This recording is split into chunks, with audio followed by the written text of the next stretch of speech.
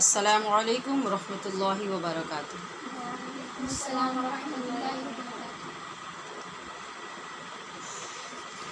جی، اپنے سبق کی طرف توجہ کیجیے، تیاری کیجیے اور اپنی نیتیں پیش کیجیے۔ یا اللہ، میں نے تیری رضا کے لیے تیرے دین کو سیکھنے کا قصد کیا ہے، میرے لیے اسے آسان فرما کر مجھے عمل کی توفیق عطا فرما۔ ہر روز سبق بغور سننے، سمجھنے اور یاد کرنے کی بھرپور کوشش میں میری مدد فرما۔ میں نے تیرے احکام پر عمل کی غرض سے دین سیکھنا شروع کیا ہے، میرے لیے یہ آسان فرما۔ خود کو محبوب خدا صلی اللہ علیہ وآلہ وسلم کی سنتوں کا پابند بنانے کا ارادہ کیا ہے، مجھے استقامت عطا فرما۔ عمل صالح میں اپنے ساتھ ایک صالح جماعت تیار کرنے کا تجھ سے وعدہ ہے، میری مدد فرما۔ آمین یا رب العالمین، بجاہ سید المرسلین والصلاة والسلام علی رسولہ الکریم۔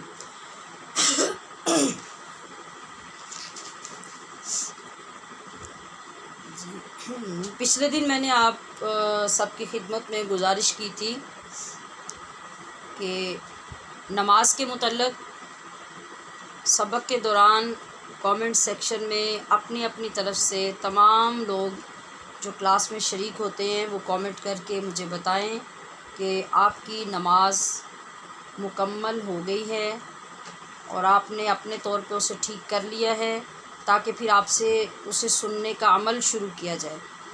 تو چند لوگوں نے اس میں کامنٹ کیے ہوئے تھے اور باقی سب نے سوائے لبیک کے اور کچھ نہیں لکھا ہوا۔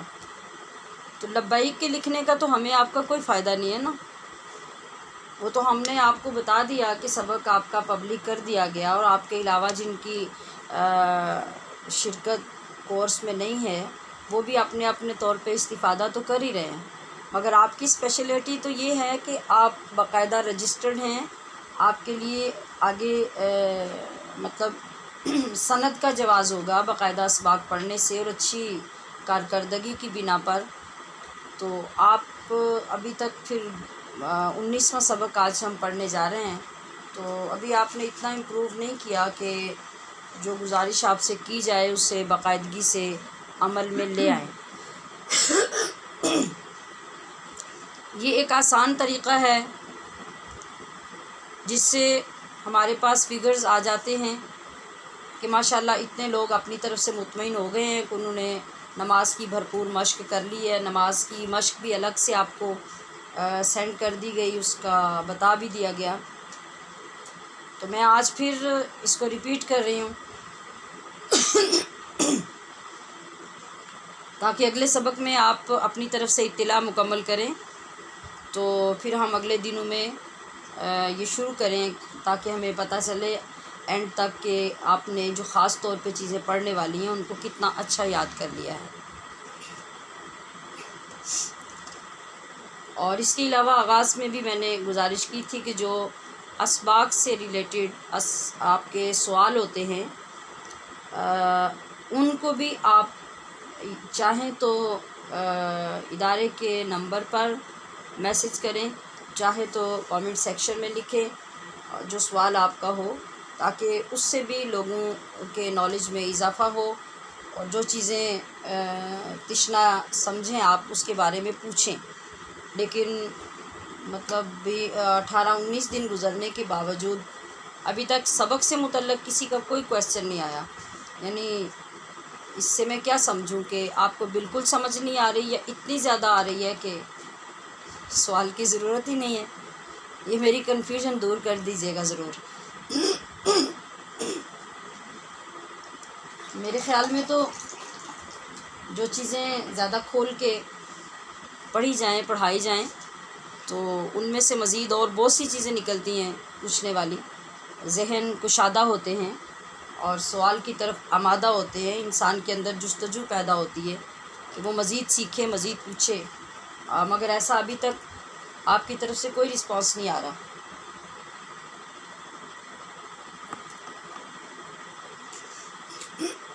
جی تو شروع کرتے ہیں.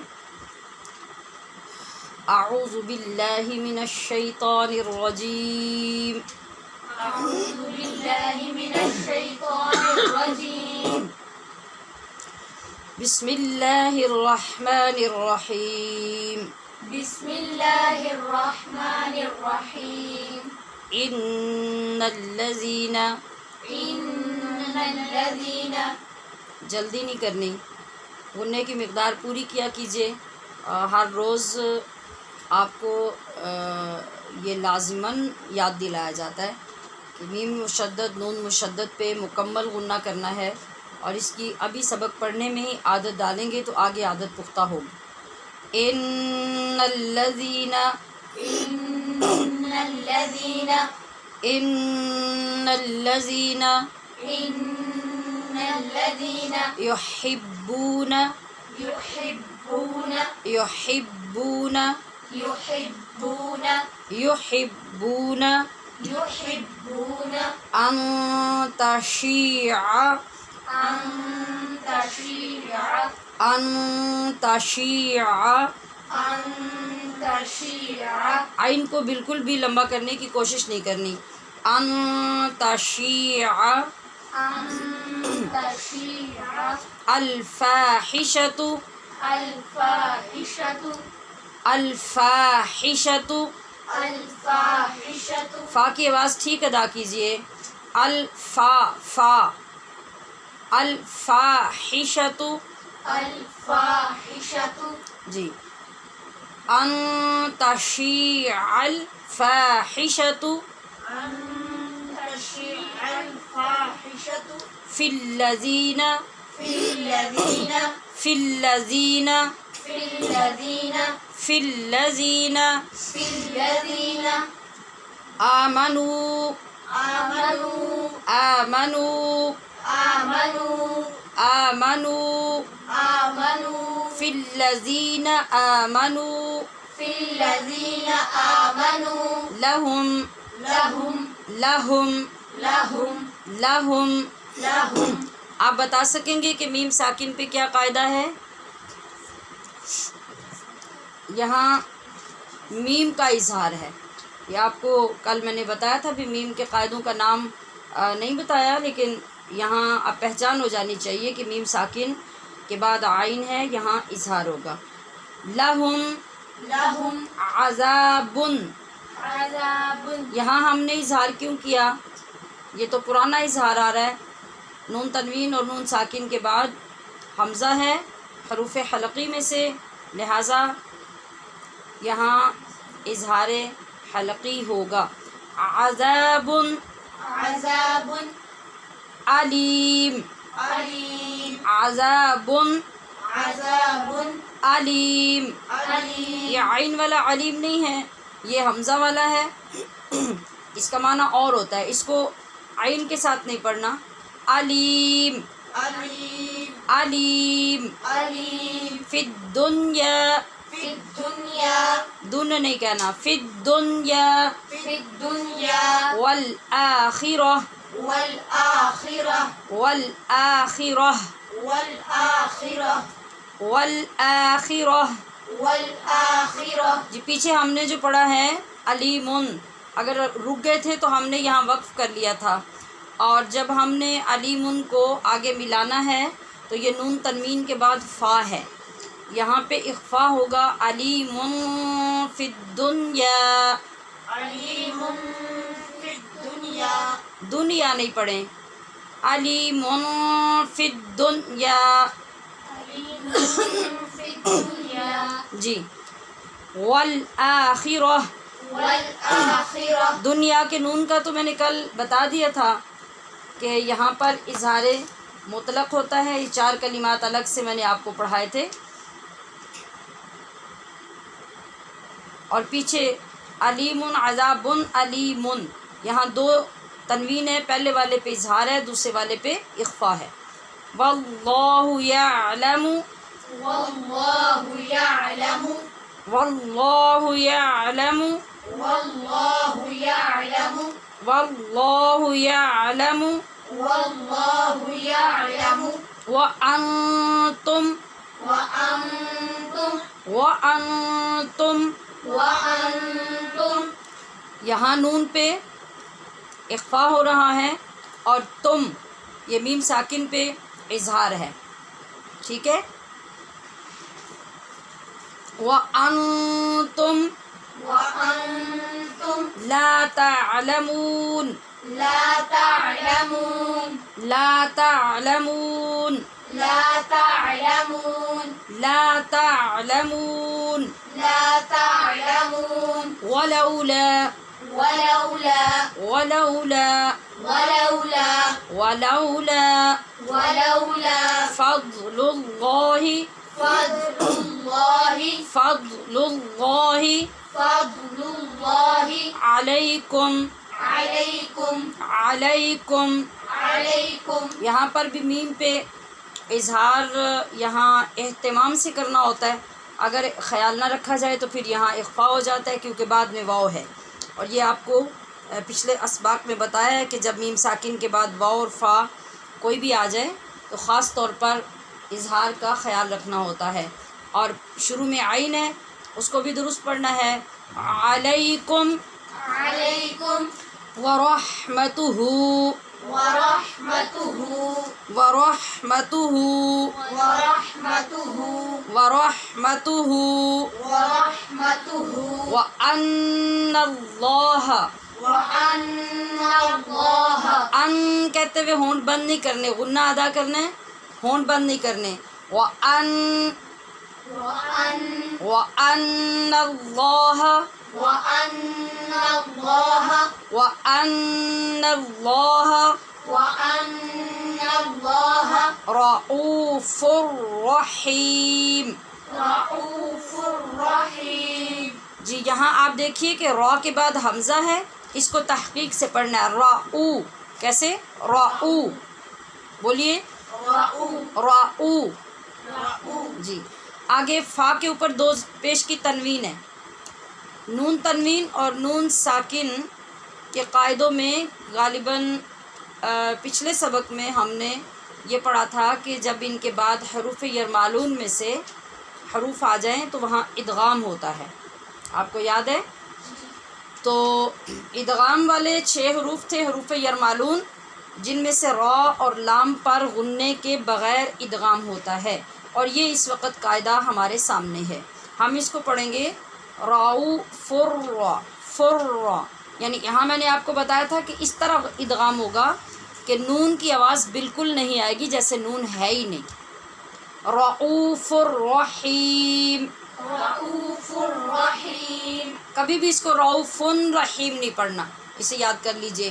رؤوف الرحیم رؤوف الرحیم. رؤوف الرحیم. رؤوف الرحیم. یا ایہا الذین یا ایہا الذین یا ایہا الذین یا ایہا الذین. آیو کو ڈھیلی آواز میں نہیں پڑھیں، شد ہے، شدت پیدا کیجیے. ایو یا ایہا الذین یا ایہا الذین آمنو آمنوا. آمنو آمنو ناک میں آواز بھی نہیں لے جانی، اور آمنو بھی نہیں پڑھنا کہ واو ختم ہو جائے. آمنو آمنوا. لا تتبعوا، لا تتبعوا. یہاں بھی واو کو لمبا کریں گے مدہ کی وجہ سے. لا تتبعوا لا تتبعوا. لا تتبعوا لا تتبعوا. خطواتی، خطوات. نہیں وا کو باریک نہیں، وا نہیں کرنا. خطو یہ بھی پر، اور وا اس کے لیے بھی ہون گول ہوں گے. خطوات الشیطان، خطوات الشیطان. خطوات الشیطان خطوات الشیطان. خطوات الشیطان. خطوات الشیطان. ومن یتبع، ومن يتبع. ان کے اوپر جزم ہے. ومن یتبع ومن يتبع. بع حلق میں اپنے مخرج میں جا کے عین کو ساکن کریں گے. وَمَن يَتَّبِعْ. وَمَن يَتَّبِعْ. جی اب آپ نے یہاں دیکھا کہ نون ساکن ہے اور اس کے بعد یا حروف یرمالون میں سے ہے، لہٰذا غنّے کے ساتھ ہم نے ادغام کیا. اور اب ہم نے پڑھا وَمَن يَتَّبِعْ وَمَن يَتَّبِعْ خُطُوَاتِ خُطُوَاتِ الشَّيْطَانِ. الشَّيْطَانِ. خُطُوَاتِ خُطُوَاتِ الشَّيْطَانِ. الشَّيْطَانِ. جی اب دوبارہ وہی پیچھے والا لفظ آ گیا. وَإِنَّهُ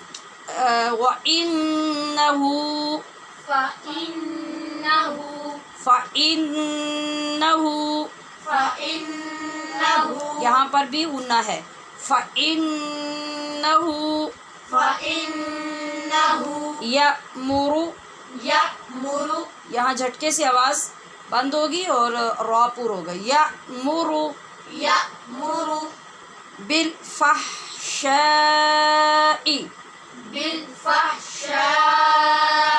فا نہیں پڑھے، فحشا نہیں، فح بالفحشاء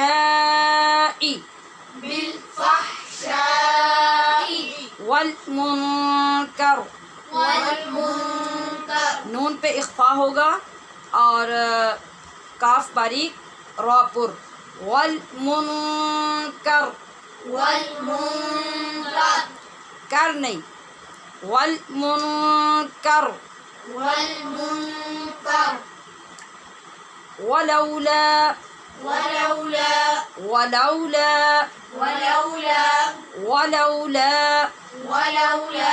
فضل اللہ. فد نہیں پڑھیں، ضاد پڑھنا ہے، دال نہیں پڑھنا. فضل اللہ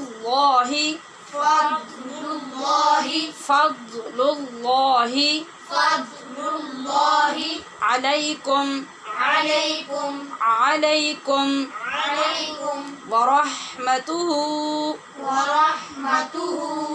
ہاں ٹھیک کیجئے. ورحمتہ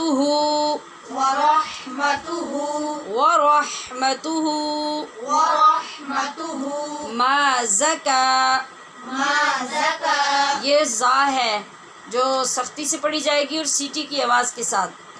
ما زکا منکم. نون ساکن پہ اخفا ہے اور میم ساکن پر اظہار ہے. من احد. یہاں دو جگہ پہ اظہار ہو رہا ہے. من نون ساکن کے بعد حمزہ ہے حروف حلقی میں سے، اور احدن یہاں نون تنوین کے بعد حمزہ ہے. ادھر نون ساکن کے بعد، ادھر نون تنوین کے بعد، تو دونوں جگہ پہ ایک ہی قاعدہ ہے. من احد ابدا. من احد ابدا. ولكن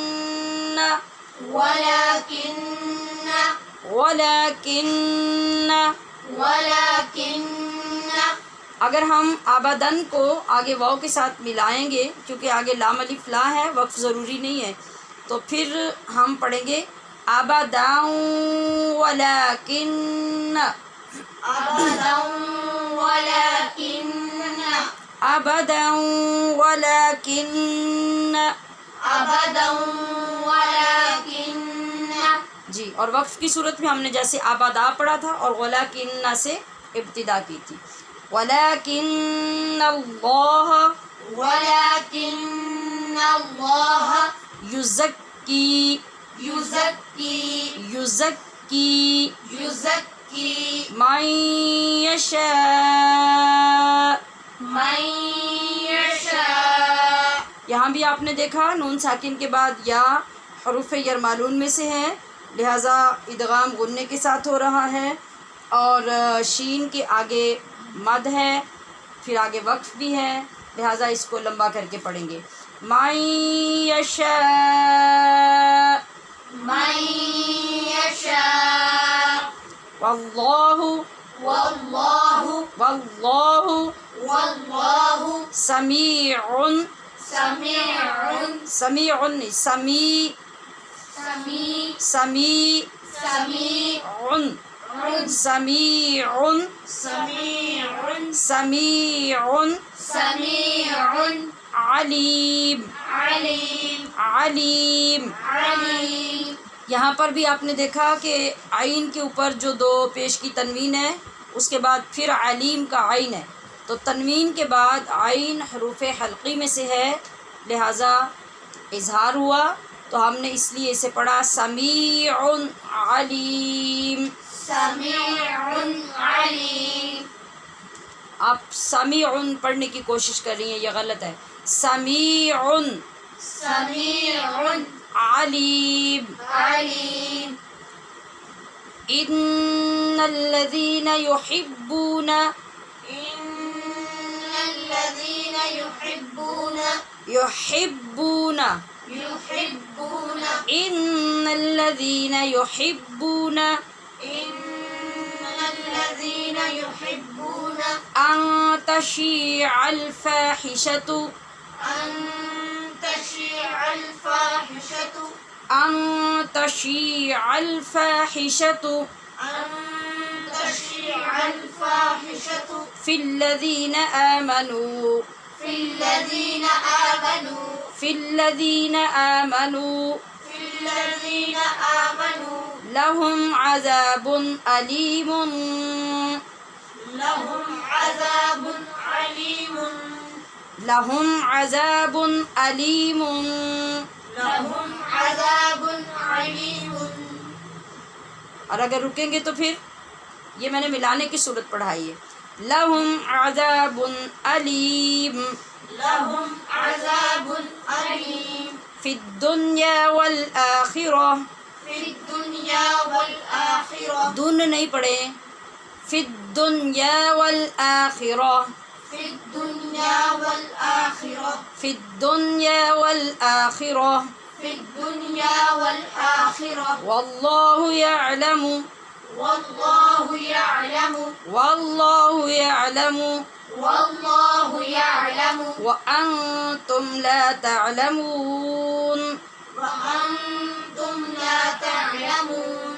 ولولا فضل الله عليكم ولولا فضل الله عليكم ولولا فضل الله عليكم ولولا فضل الله عليكم ورحمته ورحمته وأن الله وأن الله وأن الله وأن الله رؤوف رحيم. رؤوف رحيم. يا أيها الذين آمنوا يا أيها الذين آمنوا يا أيها الذين آمنوا يا أيها الذين آمنوا لا تتبعوا خطوات الشيطان لا تتبعوا خطوات الشيطان. ومن يتبع خطوات الشيطان ومن يتبع خطوات الشيطان ومن يتبع خطوات الشيطان ومن يتبع خطوات الشيطان فإنه يأمر بالفحشاء والمنكر فإنه يأمر بالفحشاء والمنكر ولولا فضل الله عليكم ورحمته ولولا فضل الله عليكم ورحمته ولولا فضل الله عليكم ورحمته ولولا فضل الله عليكم ورحمته ما زكى منكم من أحد أبدا ما زكى منكم من أحد أبدا ما زكى منكم من أحد أبدا ما زكى منكم من أحد أبدا أبدا منكم من أحد منكم من أحد أبدا أبدا ولكن الله يزكي من يشاء ولكن الله يزكي من يشاء. آپ لوگ غنہ کیوں نہیں ٹھیک کرتے؟ من یشاء کیا ہے؟ من یشاء من يشاء ولكن الله يزكي من يشاء ولكن الله يزكي من يشاء والله سميع عليم والله سميع عليم والله سميع عليم. والله سميع عليم.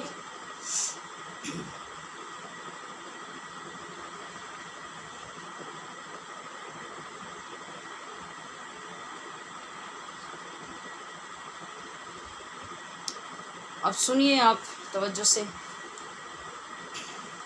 بسم اللہ الرحمن الرحیم. ان الذين يحبون ان تشيع الفاحشة في الذين آمنوا لهم عذاب أليم في الدنيا والآخرة والله يعلم وأنتم لا تعلمون. ولولا فضل الله عليكم ورحمته وأن الله رؤوف رحيم. يا أيها الذين آمنوا لا تتبعوا خطوات الشيطان ومن يتبع خطوات الشيطان فإنه يأمر بالفحشاء والمنكر. ولولا فضل الله عليكم ورحمته ما زكى منكم من أحد أبدا ولكن الله يزكي من يشاء والله سميع عليم. ترجمہ پڑھیں گے. ان الذین،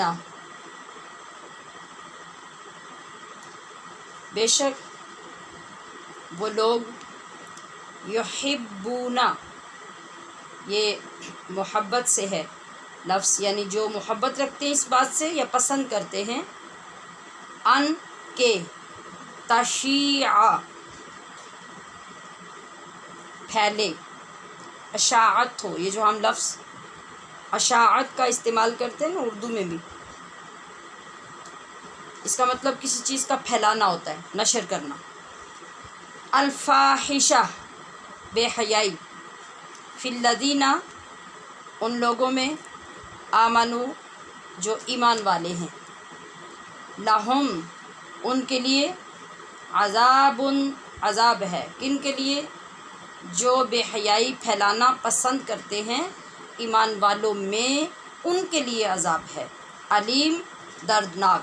یہ جو عین کے ساتھ علیم ہوتا ہے اس کا مطلب ہوتا ہے صاحب علم، یعنی جاننے والا، اور علیم حمزہ کے ساتھ جو ہوتا ہے اس کا مطلب ہوتا ہے عبرت ناک، دردناک، شدید ترین عذاب. فی الدنیا، دنیا میں، والآخرہ، اور آخرت میں، واللہ یعلم، اور اللہ جانتا ہے، وَأَنْتُمْ، اور تم، لا، نہیں، تعلمون، جانتے. تعلمون ہو تو اس کا کیا مطلب ہوتا ہے؟ تم جانتے. اور لا تعلمون، تم نہیں جانتے. یعلمون، وہ جانتے. لا یعلمون، وہ نہیں جانتے. فلولا، اور اگر نہ، فضل اللہ، یہ ہمارے سبق میں ہر روز ایک مرتبہ ابھی یہ آیت آ رہی ہے تقریباً، اور یہ کئی مرتبہ ہم یہ پڑھ چکے ہیں.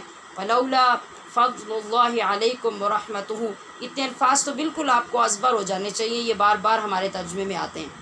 اللہ کا فضل تم پر اور اس کی رحمت. وَأَنَّ اللَّهَ، اور یہ کہ رعوف اللہ بہت مہربان، رحیم رحیم ہے۔ یا ایھا الذین اے لوگو، آمنو ایمان والو، جہاں پہ لفظ آئے نا آمنو میم کے اوپر زبر، اس کا مطلب ہے ایمان والے یا وہ جو ایمان لائے، یہ ماضی کا صیغہ ہے۔ اگر بالکل اسی لفظ کے اوپر زبر کی بجائے میم کے نیچے زیر آ جائے تو یہ بن جائے گا آمینو، تو پھر یہ امر کا صیغہ ہو جائے گا، اس کا مطلب ہوگا ایمان لاؤ تم سب، ٹھیک ہے، اس کو یاد رکھ لیجئے گا۔ آمنو ماضی کا صیغہ، آمینو امر کا صیغہ، یہ بھی جمع مذکر ہے، وہ بھی جمع مذکر ہی ہوگا، اور یہ سب کے لیے ہے، وہ بھی سب کے لیے ہوگا، لیکن یہاں پہ ایمان لانے کی خبر ہوگی ماضی کی، اور وہاں ایمان لانے کا حکم دیا جائے گا، آمینو ایمان لاؤ۔ یہ ضمنی طور پہ ویسے میں نے آپ کو سمجھا دیا۔ اے لوگو ایمان والو، لا تتبعوا نہ پیچھے چلو، خطواتی قدموں کے، یا نہ پیروی کرو خطواتی قدموں کی، الشیطان شیطان کے، ومن یتبع اور جو پیروی کرتا ہے یا چلتا ہے خطوات الشیطان شیطان کے قدموں پر، فإنہ تو وہ تو یأمر حکم دیتا ہے اپنے پیروکاروں کو، بالفحشاء بے حیائی کا، والمنکر اور برائی کا، ولولا فضل اللہ علیکم ورحمتہ، یہ پھر سارے وہی الفاظ آگے ہیں، لہٰذا اب آپ خود ان کا ترجمہ کیجئے۔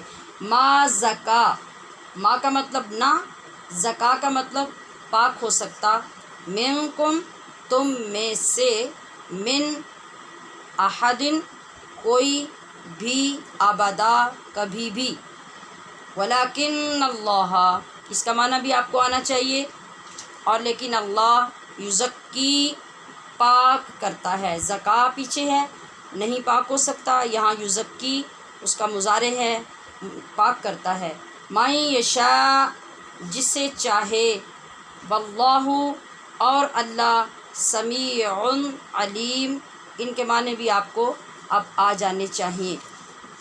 آپ خود دیکھیے، غور کیجئے، لکھے ہوئے بھی آپ کو نظر آ رہے ہوں گے۔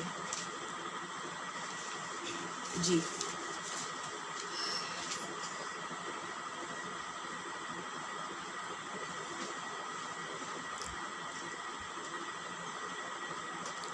آج کا سبق شروع ہو رہا ہے ان لوگوں کی اس بری عادت کو بیان کرنے میں اور ان کے عذاب کو بیان کرنے سے، کہ وہ لوگ جو یہ چاہتے ہیں یا پسند کرتے ہیں کہ مسلمانوں کے ماحول میں بے حیائی عام ہو، وہ لوگ خبردار ہو جائیں کہ دنیا اور آخرت میں اللہ نے ان کے لیے دردناک سزا رکھی ہے۔ آپ نے لفظوں پہ بہت گہرائی سے غور کرنا ہے کہ یہ کن لوگوں کے لیے اتنے دردناک عذاب کی بات ہو رہی ہے، جو مسلمانوں کے اندر بے حیائی کی باتیں پھیلا کر، برائی پھیلا کر خوش ہوتے ہیں یا ان کو پھیلانا پسند کرتے ہیں۔ دنیا کی سزا اور آخرت کی دونوں کا کیا مطلب؟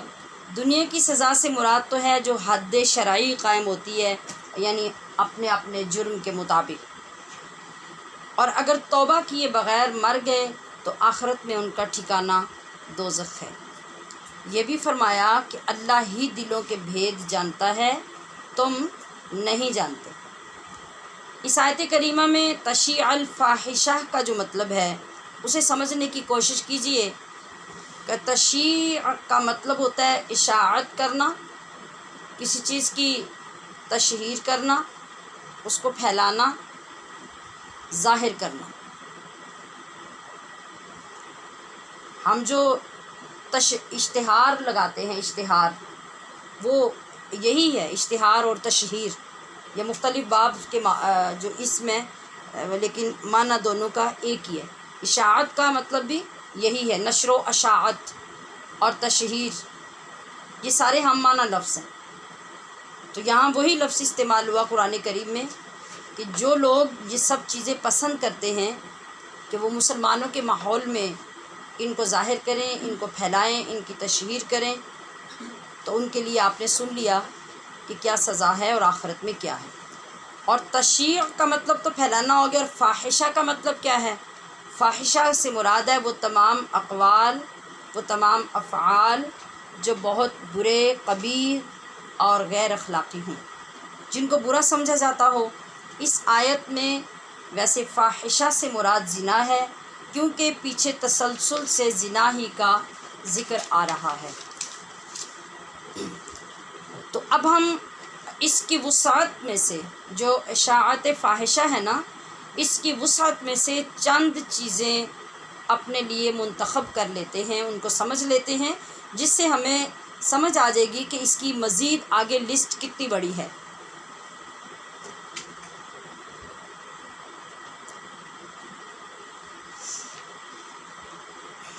تو توجہ فرمائیے اور انہیں بہت غور سے سنیے گا کہ اشاعت فاحشہ میں کیا کیا چیزیں شامل ہیں، اور ان میں سے ہم کتنی آج تک کر چکے ہیں یا کرنے میں انوالو ہیں یا ہم سے ہو جاتی ہے، اور اگر نہیں ہوتی تو اللہ کا شکر ادا کیجیے، یا ہم ان میں سے کسی چیز کو پسند نہیں کرتے پھر بھی اللہ کا شکر ادا کیجیے، اور اگر کرتے ہیں یا ان سے رک نہیں سکتے تو پھر ہمارے لیے سب کے لیے توبہ کا مقام ہوگا۔ چلیے ہم جائزہ لیتے ہیں۔ پہلی بات اشاعت فاحشہ یہ ہے کہ کسی پر اگر الزام لگا ہوا ہو، یعنی لگانے والا کوئی ہو، جس پہ لگایا وہ کوئی ہو، اور آپ تھرڈ پرسن ہیں، آپ کو یہ پتہ چلا کہ فلاں نے فلاں پہ الزام لگا دیا، آپ اس کو لے کے پھر دوسرے لوگوں میں عام کرتے ہیں، جہاں بیٹھے جہاں ملے، آپ کو پتہ ہے کیا ہوا، آپ کو پتہ ہے فلاں کے گھر میں کیا ہوا، آپ کو پتہ ہے فلاں کی عورت کے ساتھ کیا ہوا، یہ آپ اس الزام کو مزید پھیلا رہے ہیں، تو یہ اشاعت فاحشہ میں شامل ہے، یعنی بے حیائی اور برائی کی بات کو پھیلانا۔ اب کسی کا خفیہ عیب آپ کو معلوم ہو گیا کسی بھی وجہ سے، چاہے زندہ بندے کا یا فوت ہوئے کا، فوت ہوئے کو غسل دلاتے ہوئے اس کی فوتگی پہ جا کر، یا ویسے کسی زندہ آدمی کے متعلق کوئی عیب اس کا آپ کو پتہ چل گیا جو لوگوں کو پتہ نہیں تھا، تو اب آپ اس کو لوگوں میں پھیلاتے ہیں، تو یہ بھی اشاعت فاحشہ یعنی برائی کی بات ہے۔ علماء کرام کی لغزشوں کو عوام میں بطور خاص اچھالنا، اس لیے کہ علماء کرام عوام کے اندر ایک ایسے مقام پہ ہوتے ہیں جو لوگوں کے لیے ان کی تعظیم کا مقام ہوتا ہے، عزت کا مقام ہوتا ہے، اور ان کے ساتھ لوگوں کا دین وابستہ ہوتا ہے۔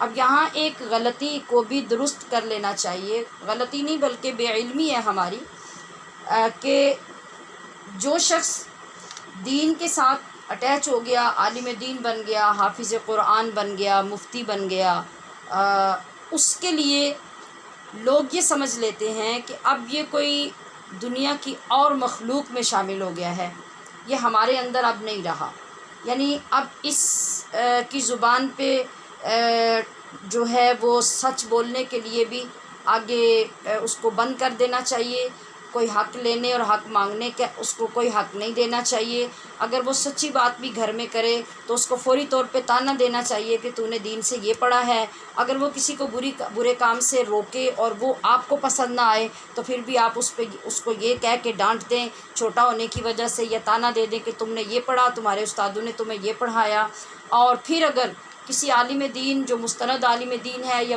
کسی بڑے عہدے پہ فائز ہو گیا اور اس سے کوئی غلطی سرزد ہو گئی حقوق العباد میں یا حقوق اللہ میں، تو پھر پورے زمانے میں اس کا ڈھنڈورا پیٹا کہ یہ مفتی ہے، یہ عالم ہے، یہ حافظ ہے، یہ فلاں ہے، اس سے یہ ہوا، اس نے وہ کیا۔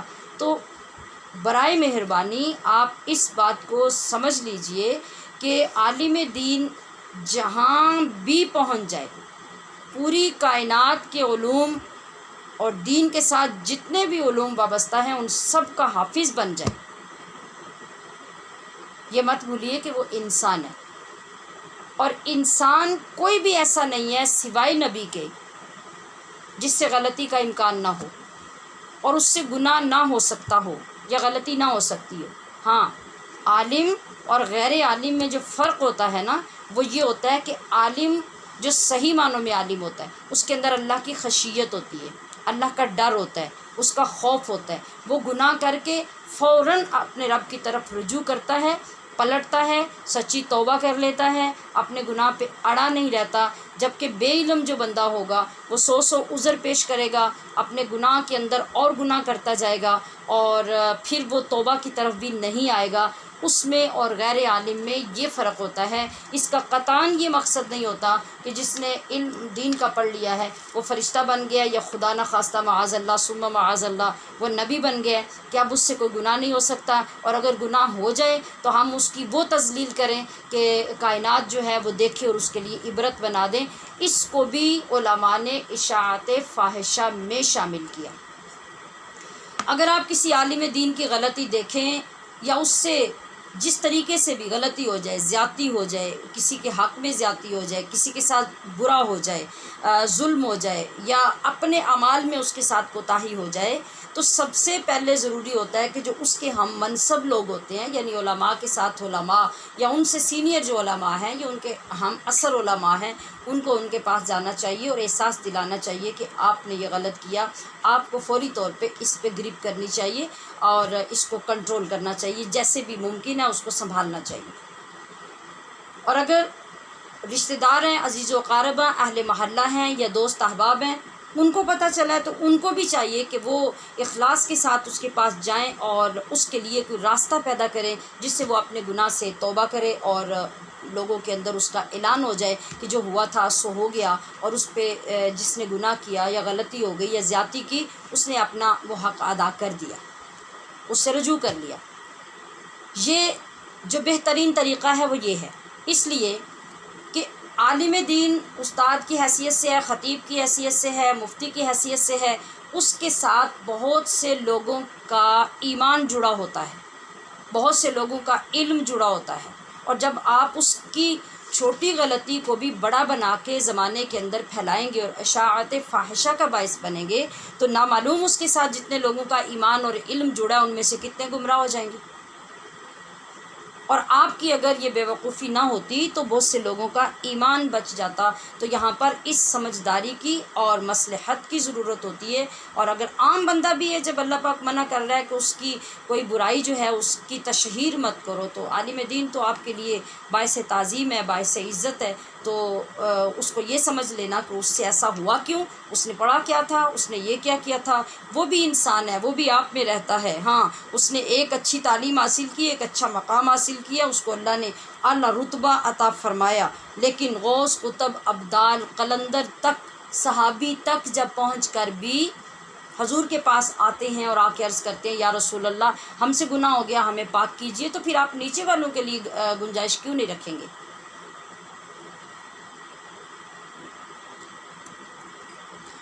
بس ان میں عام بندے میں یہی فرق ہوگا، جیسے صحابہ اکرام کا اتنا حوصلہ اور اتنا خوف الہی کہ اب گناہ تو ہو گیا، لیکن جب سمجھ آئی کہ گناہ ہو گیا تو وہ اپنے آپ کو بھی معاف کرنے کے لیے تیار نہیں ہے۔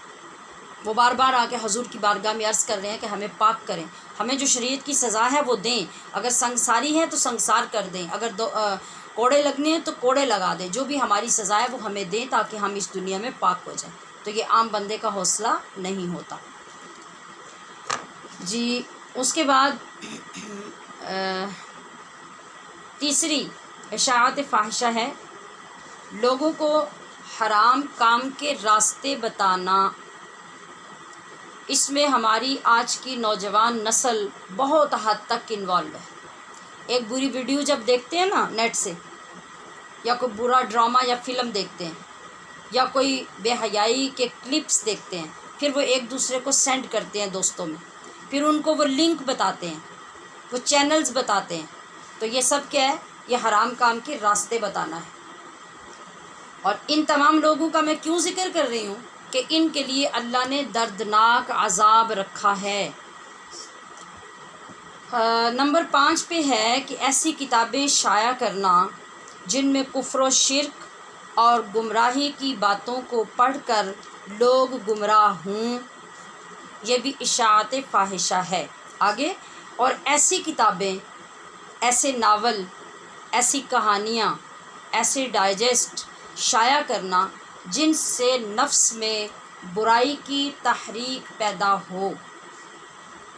آج کل تو شاید اتنا رواج نہیں رہا، لیکن کچھ عرصہ پیچھے چلے جائیں جب ہر نوجوان لڑکی کے ہاتھ میں اور لڑکے کے ہاتھ میں ڈائجسٹ اور یہ اس طرح کے ناولز ہوا کرتے تھے۔ اسکول کی کتابوں کے اندر بھی چھپا چھپا کے بچے اور بچیاں پڑھتے تھے، تو ان کا نتیجہ کیا نکلتا تھا؟ آج اگر وہ چھوٹ گئے تو جنہوں نے وہ سب کچھ کیا اور جن کے ذریعے سے، جن کے وہ لکھے ہوئے ناول اور ڈائجسٹ پڑھنے سے اگر کسی کی بیٹی گھر سے بھاگ گئی یا کسی کا بیٹا کسی کو بھگا کے لے گیا، تو یہ سارا گناہ آج بھی ان کے سر پہ ہے، اور وہ جب تک اس گناہ میں مبتلا ہیں، وہ بے شک مر گئے یا لکھنے والے کمپنیاں ختم ہو گئی، کچھ بھی ہوا، لیکن وہ گناہ نہیں مٹا، وہ نہیں ختم ہوا۔ تو ایسی کہانیاں اور ایسی چیزیں اور ایسی تحریریں جن کو پڑھ کے انسان گناہ کے لیے اپنے آپ کو تیار کرے اور نفس اس کو گناہ کے لیے ابھارے، یہ بھی اشاعت فاحشہ ہے۔ اور نمبر 6، فحش تصویریں، جیسے ہمارے آج کل یہ پوسٹرز لگے ہوتے ہیں، بینرز لگے ہوتے ہیں، والز کے اوپر پینٹنگ کر کے لگے ہوتے ہیں، اور جو نہ جانے کن کن طریقوں سے یہ ساری چیزیں اور ایسی تصویریں بنا کے، یا سینموں کے باہر جیسی جیسی بے حیائی کی تصویریں لگی ہوتی ہیں، یہ سب اس میں شامل ہے۔ اور ایسی ویڈیوز بنانا اور پھر ویڈیوز بنا کے ان کو فروخت کرنا اور لوگوں کے دکھانے کے ذریعے مہیا کرنا، چاہے LED پہ، سینمے میں، یا کوئی مختلف کوئی اور ذرائع اختیار کر کے، جیسا بھی آپ کریں گے، یہ ساری اشاعت فاحشہ ہیں۔ فیشن شو کے نام پر عورت کی اور حیا سے عاری غیر شرعی لباسوں کی نمائش کرنا، یہ بھی اشاعت فاحشہ ہے۔ یعنی ننگی عورتیں کبھی صابن لگاتی، کبھی بال دھوتی، اور کبھی پنکھوں کی ہوائیں لیتی، اور جو کچھ آج ہمارے زمانے میں ہو رہا ہے، اور جس طرح سے ننگا کر کے عورت کو پیش کیا جا رہا ہے، اور یا پھر اس کے جو ڈریسز کی نمائش ہوتی ہے، اور جو آپ جو لباسوں کے موسم بدلتے ہیں، تو پھر جو آپ وہ جو مختلف شو دیکھتے ہیں، اور ان کے اندر جو حالات ہماری نوجوان لڑکیوں کے ہوتے ہیں، اور جو وہ لباس پہن کر جو واک کرتی ہیں اور آپ کو دکھاتی ہیں، وہ سب کچھ جو ہے وہ اس کے اندر شامل ہے۔ غیر محرم لڑکوں اور لڑکیوں کے اختلاط، یعنی ان کا اکٹھے ہونا بغیر حجاب اور بغیر پردوں کے، اور غیر اخلاقی حرکات پر مشتمل ڈرامے اور فلمیں بنا کر نشر کرنا، یہ بھی اشاعت فاحشہ میں ہے۔ اور ڈراموں کے علاوہ جو آپ کے گھروں میں الا ماشاء اللہ مہندیاں اور ڈھولکیاں اور باراتیں اور یہ جو سب کچھ ہوتا ہے، اس کے اوپر جو کچھ آپ کی بیٹیاں اور بیٹے اور کزنز اور سب آپس میں کر رہے ہوتے ہیں، بلکہ چچیاں اور تائیاں اور مامیاں اور خالائیں بھی ساری ساتھ اٹھ کے کھڑی ہوتی ہیں، ان کو بھی جوش آتا ہے، وہ 150 کلو وزن ہو تب بھی وہ بیٹھی نہیں رہ سکتی، وہ بھی اٹھ کے شروع ہو جاتی ہیں۔ یہ سب کچھ آپ کے خیال میں اگر عزت ہے اور یہ اچھائی ہے، تو پھر آپ سن لیجیے اللہ کریم کیا فرما رہا ہے۔ ایسے سائن بورڈز اور اشتہارات بنانا اور لگانا جن سے جنسی کشش اور برے خیالات دیکھ کر بندے کے دل میں پیدا ہوتے ہوں، وہ بھی اشاعت فاحشہ ہے، جس کا قرآن منع فرما رہا ہے۔ اور 10ویں بات ہے زناکاری کے اڈے چلانا۔ میں نے پچھلے دنوں میں بھی سبق میں پڑھایا تھا کہ آپ نام کوئی بھی تبدیل کر لیں، بات تو یہ ہے کہ اندر کام کیا ہو رہا ہے۔ اور وہ آج جتنی بے حیائی کی وارداتیں روزانہ اور جتنے اڈوں کی جو تشہیر ہوتی ہے اور ان کو سامنے منظر پہ لایا جاتا ہے اور ان کو گرفتار کرایا جاتا ہے، وہ کوئی بیان کرنے والی چیز نہیں ہے، سب کو پتہ ہے۔ تو عزیزات محترم، یہ ایک جھلک ہے اشاعت فاحشہ کی۔ اس طرح کے ابھی درجنوں کام جو ہمارے معاشرے میں سر عام اور کھلے عام ہو رہے ہیں، وہ سب اس کے اندر شامل ہے۔ غور و فکر کے لیے کافی ہے، اس پر اور بہت سے کاموں کو قیاس کیا جا سکتا ہے۔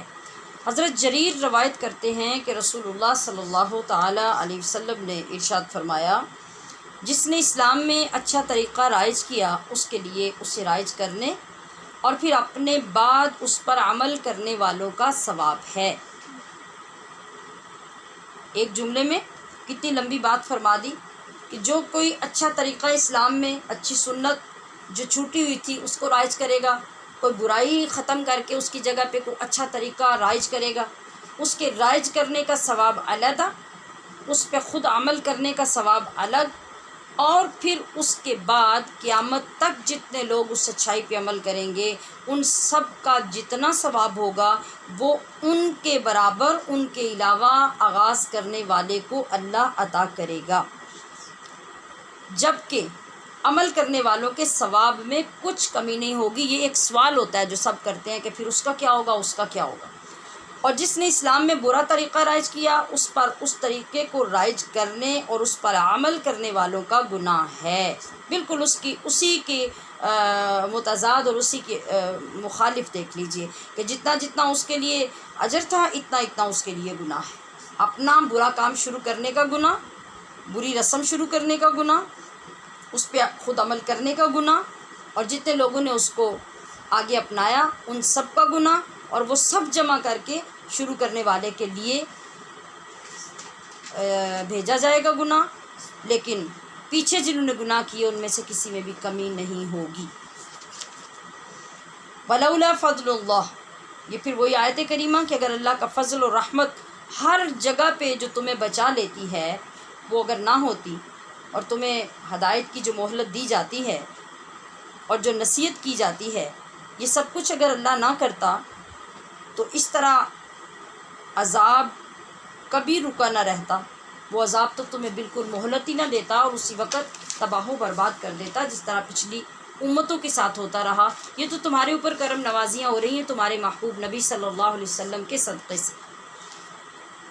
اب آگے ارشاد ہوتا ہے یا ایھا الذین آمنوا لا تتبعوا خطوات الشیطان۔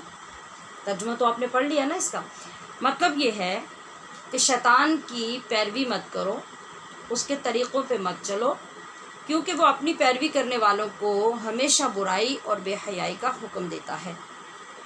یعنی کبھی کسی کو وہ اچھا کام نہیں سکھائے گا، اچھی بات نہیں بتائے گا، اچھے راستے پہ نہیں چلائے گا، کیونکہ وہ تو ہے ہی تمہارا کھلا دشمن، اور برائی کے کاموں کو وہ حسن اور خوبصورتی کے پردے میں پیش کرتا ہے۔ یہ ہے اس کا سب سے بڑا دھوکہ، اور یہ ہے ہماری سب سے بڑی بے وقوفی کہ جو ہم ظاہری حسن پہ مرتے ہیں اور ظاہری خوبصورتی پہ مرتے ہیں، تو بس وہ ہم سے چاہتا ہی ہے، وہ ہماری آنکھوں پہ ایسے پردے ڈال دیتا ہے کہ وہ چیزیں ہمیں اچھی لگنے لگتی ہیں، اور جو حقیقت میں اچھی ہوتی ہیں وہ ہمیں اچھی نہیں لگتی۔ اس برے کام کے برے نتائج نگاہوں سے اوجھل کر دیتا ہے۔ مطلب آپ دیکھیں نا، جیسے زنا کا ایک ٹاپک چل رہا ہے، تو کیا دنیا میں اس کے برے نتائج نظر نہیں آتے؟ اس کی ذلت لوگوں کو نظر نہیں آتی ہے نا؟ اگر کوئی حرام اولاد ہے تو وہ بھی ساری زندگی ذلیل و خوار ہو رہی ہے۔ اگر ایک خاندان میں سے کسی نے یہ لعنت اپنے سر لے لی تو اگلی 7 نسلیں جو ہیں وہ ذلیل و خوار ہوتی رہیں گی۔ مگر اس کے باوجود سوچنے کی بات ہے کہ پھر گناہ کیوں ہوتا ہے، پھر ایسا کچھ کیوں ہوتا ہے؟ اس وقت شیطان اس کے آگے ایسی لذت کا اور ایسی خوشی کا پردہ ڈالتا ہے، اور وہ جو نتائج آگے چل کے پیدا ہونے ہوتے ہیں وہ سارے اس کے دماغ سے بھلا دیتا ہے، اور وہی بندہ جب یہ سارا کچھ برائی، تباہی، خرابی، بربادی کر لیتا ہے، اس کے بعد اسے ہوش آتا ہے کہ اب میں کیا کروں، اب میرا کیا ہوگا، تو اب کچھ بھی نہیں ہو سکتا۔ شیطان اس کو سمجھاتا ہے کہ تو پاگل ہے، یہ 4 دن کی زندگی، اس میں انجوائے کرو، خوشیاں حاصل کرو، لذتیں حاصل کرو، تمہیں کیا مصیبت پڑی ہے بوڑھوں کی طرح یہ کرنے کی وہ کرنے کی؟ تو کون سا پرانے زمانے کا بندہ ہے؟ آج دور اور ہے، آج زمانہ اور ہے، اور پھر آپ سب کچھ وہ کر گزرتے ہیں جو شیطان چاہتا ہے۔ اور جب کوئی منع کرتا ہے تو پھر ایسے آزاد خیال لڑکے اور لڑکیاں یہ سمجھتے ہیں کہ یہ بے وقوف ہیں اور دقیانوس ہیں جو ہمیں منع کرتے ہیں، مگر جب بے حیائی کی لگائی ہوئی آگ کی تپش پہنچتی ہے تو پھر انسان چلاتا ہے، تڑپتا ہے، روتا ہے، منہ چھپاتا ہے، مگر شیطان اپنا کام کر چکا ہوتا ہے۔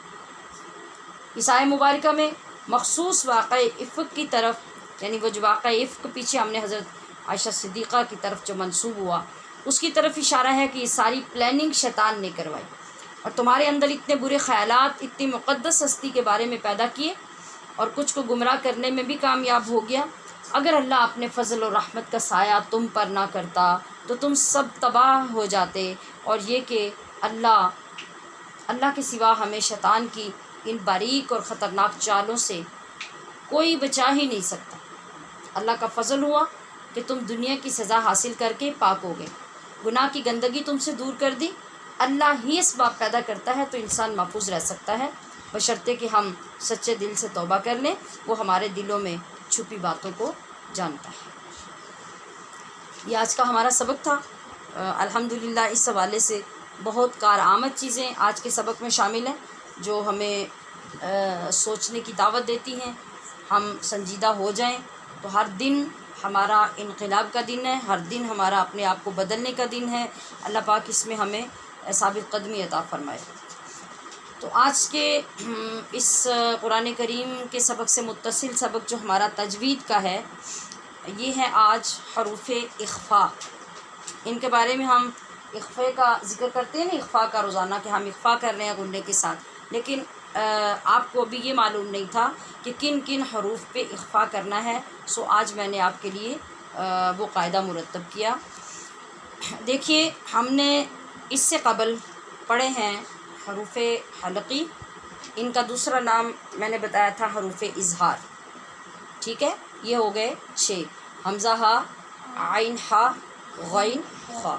اس کے بعد میں نے آپ کے سامنے پیش کیے تھے حروف یرمالون، وہ بھی 6 تھے، یا، را، میم، لام، واو، نون، جن کو حروف ادغام بھی کہتے ہیں، یہ بھی 6 تھے۔ 6 اور 6 کتنے ہو گئے؟ 12۔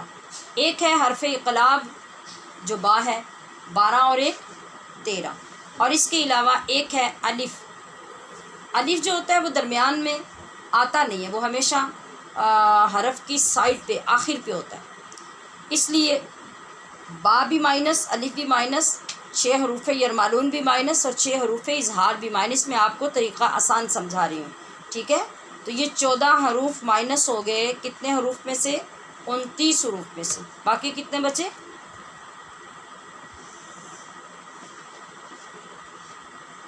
29 حروف میں سے آپ نے 14 حروف یہ مائنس کر دیے، 6 یرمالون، 6 حلقی، 12، 1 با اور 1 الف، یہ 14 حروف ہوئے جو آپ نے سارے حروف میں سے مائنس کیے، جو کہ 29 تھے، اب باقی بچے 15۔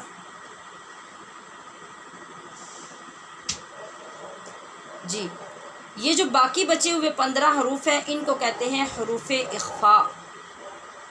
ہم جب بھی اب نون کو اس طرح پڑھیں گے جیسے ابھی پچھلے 2-4 دنوں سے میں آپ کو پڑھا رہی ہوں کہ آپ اخفاء کریں۔ اخفاء، یہاں پہ اخفاء ہے، یہاں اخفاء غنّے کے ساتھ پڑھیں، یعنی اس کا مطلب ہوگا کہ اپنے مخرج میں سے نون کا پورا مخرج آواز ادا نہیں ہوگی، کچھ آواز چھپا کر ادا کی جائے گی، جیسے ہم پڑھتے ہیں من قال، من کان، یہ میں پچھلے دنوں سے مثالیں آپ کو سکھا رہی ہوں۔ تو اس طرح سے جتنے بھی یہ حروف ہوں گے ان کے علاوہ وہ سب حروف اخفاء ہیں، وہاں پر ہم اخفاء غنّے کے ساتھ کریں گے، یہ نون ساکن میں بھی ہوگا اور نون تنوین میں بھی ہوگا، ٹھیک ہے؟ یہ آج کا آپ کا اس کا سبق ہوگا۔ یہ تقریباً ہمارے وہ سارے جو قواعد ہیں نون ساکن اور نون تنوین کے، یہ مکمل ہو گیا۔ اگر کچھ رہ گیا تو ہم اس کو اگلے سبق میں انشاءاللہ شامل کر لیں گے۔ جی، حصہ نمبر 2 ہے حصۃ الحدیث۔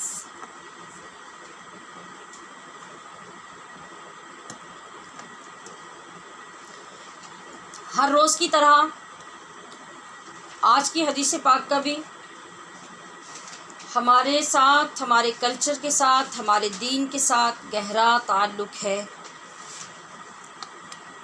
چلیے پہلے حدیث پاک کے الفاظ پڑھ لیتے ہیں۔ من لم یشکر الناس لم یشکر اللہ، من لم یشکر الناس لم یشکر اللہ۔ لم يشكر الله آپ دو حصوں میں بھی پڑھ سکتے ہیں. جیسے پہلے ہم پڑھتے ہیں من لم یشکر الناس، یوں بھی پڑھیں من لم یشکر الناس لم يشكر الناس لم یشکر اللہ. لم يشكر الله رلا نہیں کہہ کے چھوڑ دینا، رلا. لله لم یشکر اللہ. لم يشكر الله من لم یشکر الناس من لم يشكر الناس لم یشکر اللہ. لم يشكر الله من کا مطلب ہے جس نے، لم نہ، یشکر شکریہ ادا کیا، الناس لوگوں کا، لم نہ، یشکر شکریہ ادا کیا اس نے، اللہ اللہ کا. آسان ترجمہ ہے. من اور لم یہ آپ کو پہلے سے آتے ہیں، یہ دو دفعہ ذکر ہوئے ہیں. یشکر یہ شکر کے معنی میں خود ہی ظاہر ہو رہا ہے، اور پیچھے لفظ اللہ کا بھی آپ کو پتہ ہے، الناس کا بھی آپ کو پتہ ہے. ٹھیک ہے، تو یہ توجہ کر کے آپ جب ترجمہ کریں گے تو یہیں بیٹھے ہوئے آپ کا ترجمہ سارا کلیئر ہو جائے گا. جس نے لوگوں کا شکریہ ادا نہ کیا اس نے اللہ کا شکریہ بھی ادا نہیں کیا. ایسا کیوں فرمایا گیا؟ انسانوں کو ایک دوسرے کی قدر کرنا سکھایا گیا اس حدیث پاک میں. توجہ ہے نا؟ آپ سن رہے ہیں توجہ سے سب؟ یہ پہلو ہمیشہ ہم نظر انداز کرتے ہیں، یا اگر کچھ علم یا دولت ہمارے پاس زیادہ آ جائے تو پھر تو ہم اس کی ضرورت ہی نہیں سمجھتے. پھر ہم یہ سمجھتے ہیں کہ دنیا میں جو بندہ ہے اس کو ہمارا شکریہ ادا کرنا چاہیے، ہمیں شکریہ ادا کرتے ہوئے انسلٹ فیل ہوتی ہے. تو انسانوں کو ایک دوسرے کی قدر کرنا سکھایا گیا، اور اس قدر کی اہمیت سمجھائی جا رہی ہے کہ زندگی میں اگر کوئی آپ کی مدد کرے، احسان کرے، آپ کسی سے استفادہ کریں تو بہت اچھی طرح اس شخص کا شکریہ ادا کریں. یہ کون کہہ رہا ہے؟ یہ ہمارے پیارے نبی صلی اللہ علیہ وآلہ وسلم کا فرمان ہے. پھر آپ فرماتے ہیں کہ اس کو خوش رکھنے کی کوشش کریں. کس کو؟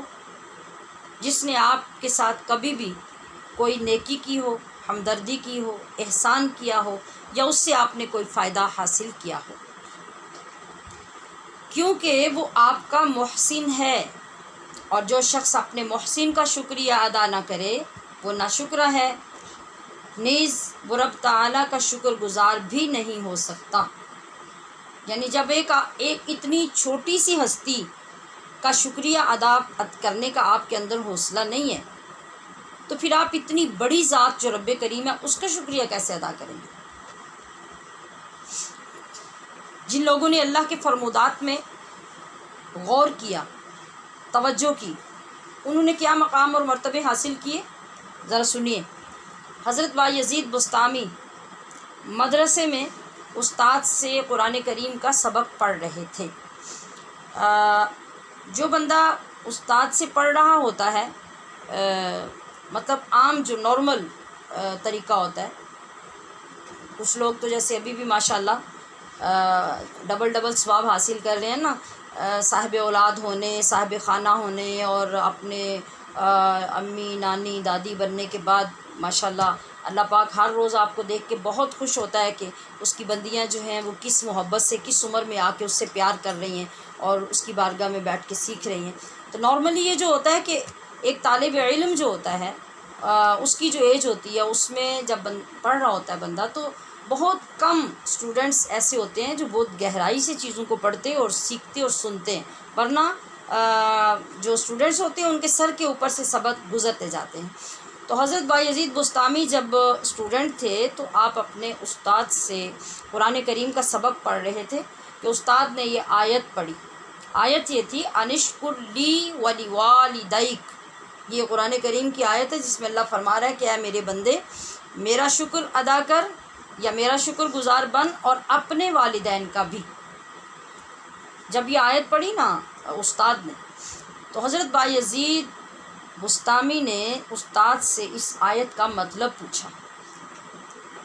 میں نے مطلب بتایا، استاد نے معنی بتائے، ترجمہ بتایا. آپ اپنے گھر آئے، اور اپنی والدہ محترمہ سے عرض کی اماں جان مجھے بیک وقت 2 افسروں کی نوکری نہیں کرنی، یا مجھ سے بیک وقت 2 افسروں کی نوکری نہیں ہو سکتی، یا تو مجھے میرے حقوق معاف کر دیں یا مجھے اللہ سے مانگ لیں کہ میں آپ کی خدمت کر سکوں۔ آپ کو بات کی سمجھ آئی؟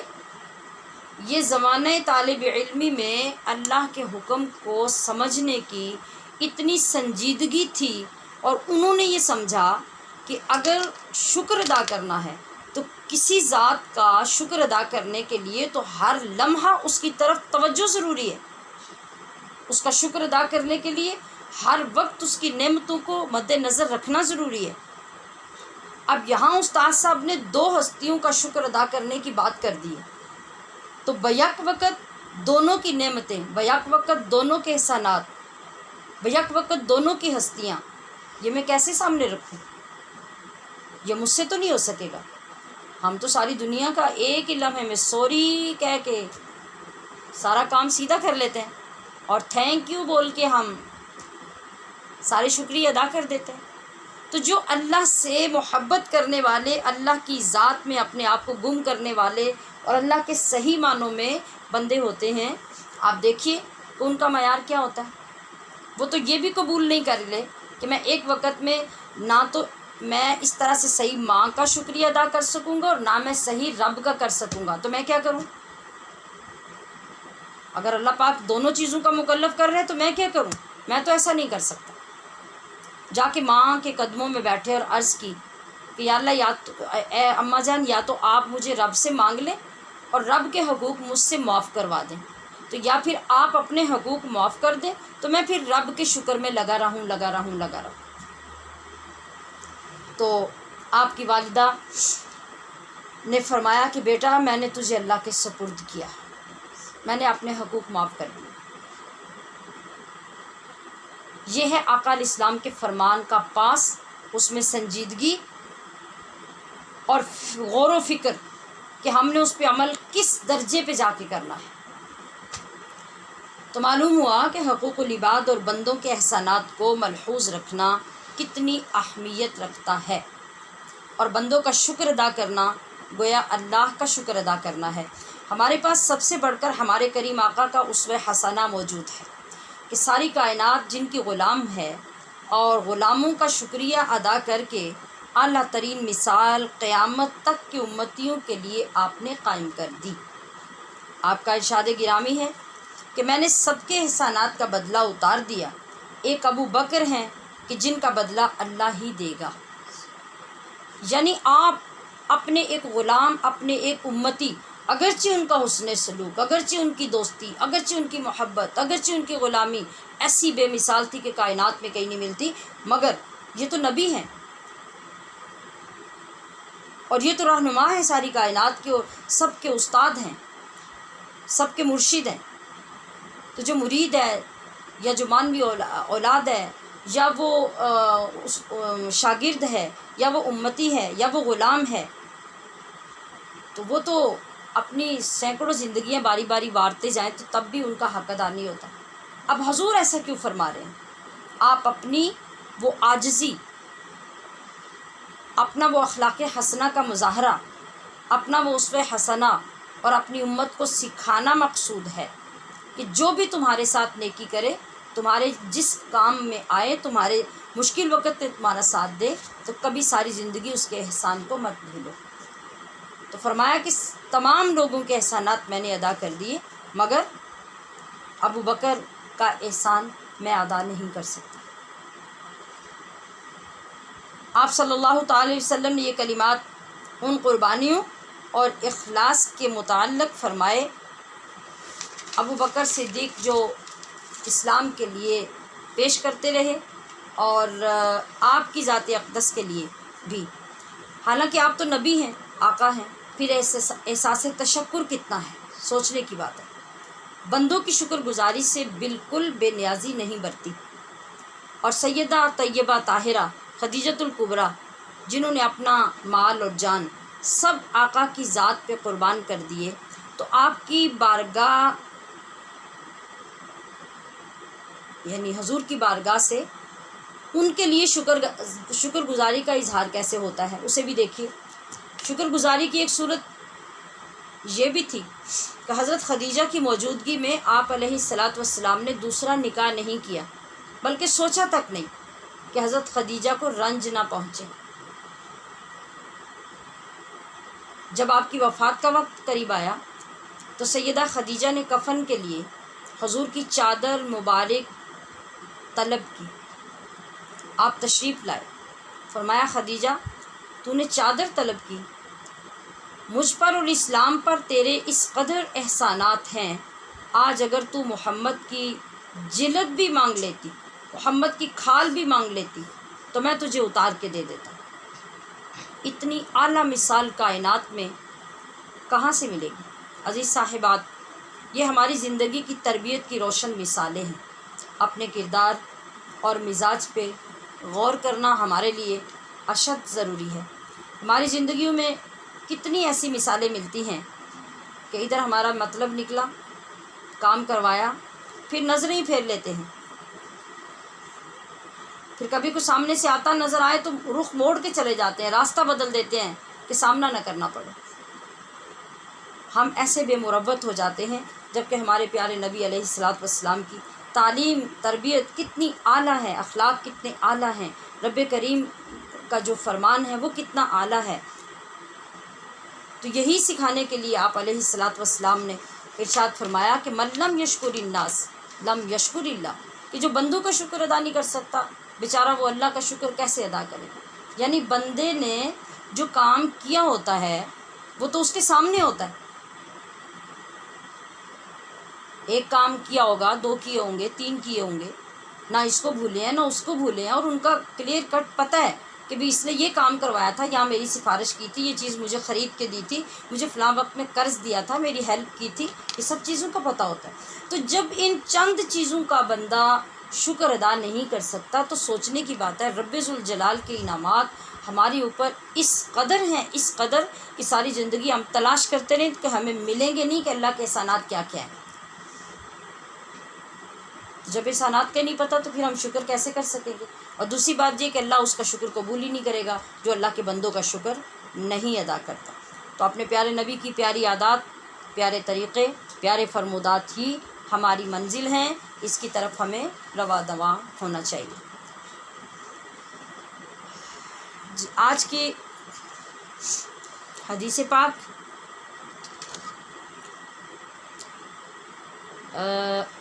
یہ ہے کہ ہمارے ہاں جب کوئی خوشخبری ہوتی ہے تو ہم ایک دوسرے کو خوشخبری سناتے ہیں، دوسرے لفظوں میں مبارکباد دیتے ہیں۔ کسی کی منگنی ہوئی تو مبارک دی، کسی کا بیٹا کامیاب ہوا تو مبارک دی، مکان نیا بنا تو مبارک دی، کوئی پاس ہو گیا تو مبارک دی، شادی ہوئی تو مبارک دی، ٹھیک ہے، بہت ساری چیزیں ہوتی ہیں۔ اور اسی طرح اور بھی کوئی بھی خوشخبری کی بات ان کے علاوہ بھی اگر ہو تو جب کوئی دوسرا شخص آپ کو آ کر اطلاع دے یا ٹیلی فون پر آپ کو اطلاع دے تو سننے کے بعد سنت طریقے کے مطابق ہمیں وہ الفاظ کہنے چاہیے جن سے ہمیں ثواب بھی ملے، اور ان عربی حدیث پاک کے الفاظ کا بھی، اور آقا علیہ السلام کی سنت ادا کرنے کا بھی ثواب ملے۔ تو وہ کون سے الفاظ ہیں؟ یہ بھی بہت آسان سے الفاظ ہیں، یہ ہیں بشرک اللہ، بولیے بشرک اللہ بشرک اللہ بخیر بخیر بخیر فی الدنیا والآخرہ، فی الدنیا والآخرہ، دنیا نہیں دنیا والآخرہ۔ دنیا والآخرہ۔ اب آپ نے دیکھا کہ یہاں پہ اللہ اور خیر اور الدنیا اور الآخرہ یہ آپ کے پہلے سے روزمرہ پڑھے جانے والے لفظ ہیں، صرف ایک لفظ تھوڑی سی توجہ والا جو ہے وہ ہے بشارہ کا، بشارہ کا۔ یہ بھی لفظ جو ہے یہ خوشخبری دینا، اسی سے خوشخبری ہے۔ بشیرن جیسے خوشخبری دینے والا ہوتا ہے عربی میں، تو بشارہ یعنی تبشیر اس کا اسم ہے، مصدر جو ہے، اور اس سے ہے بشارہ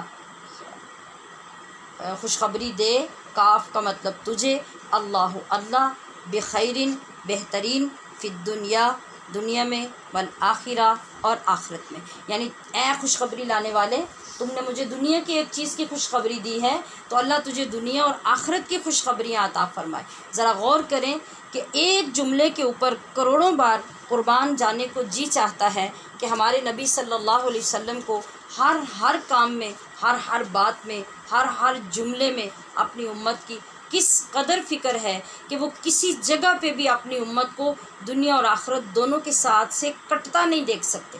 ہر جگہ پہ جو تربیت فرماتے ہیں اس میں آخرت کی بات، قبر کی بات، حشر کی بات، جنت کی بات، اللہ کی رحمت کی بات ضرور سکھاتے ہیں تاکہ ہر وقت اس کی رحمتوں کے ساتھ جڑے رہو۔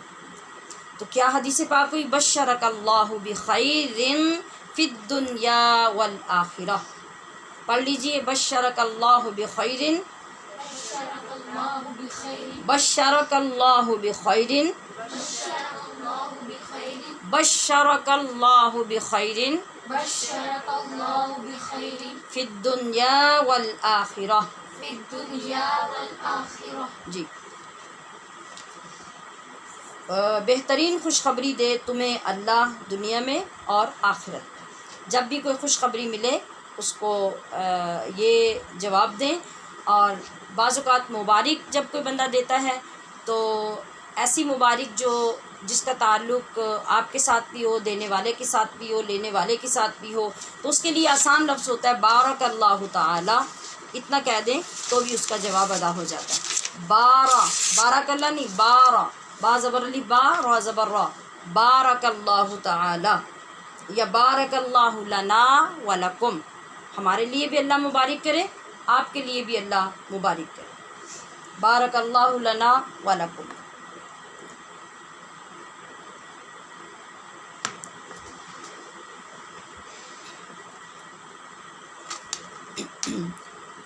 ہم نے فقہ کے حصے میں اللہ کے فضل سے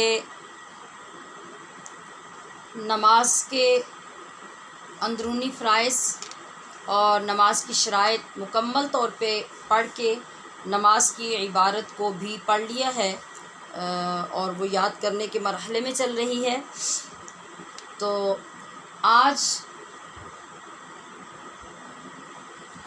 آپ کو میں نماز کے بارے میں وہ بیان عرض کروں گی جس میں آپ کے لیے نماز کی انتہائی اہم معلومات ہیں، جو مزید آپ کو نماز کے قریب کریں گی، اس کا شوق پیدا کریں گی، اور اس کی فضیلت کا آپ کو علم ہوگا کہ آج تک ہم نے نماز کو کیا سمجھا تھا۔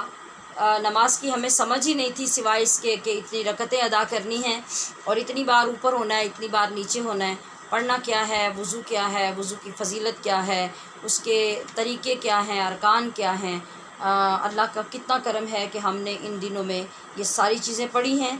تو ابھی آپ انشاءاللہ العزیز جو چیزیں سنیں گے یہ آپ کے لیے ضرور انفارمیٹیو بھی ہوں گی اور بہت ذوق دلانے والی بھی ہوں گی۔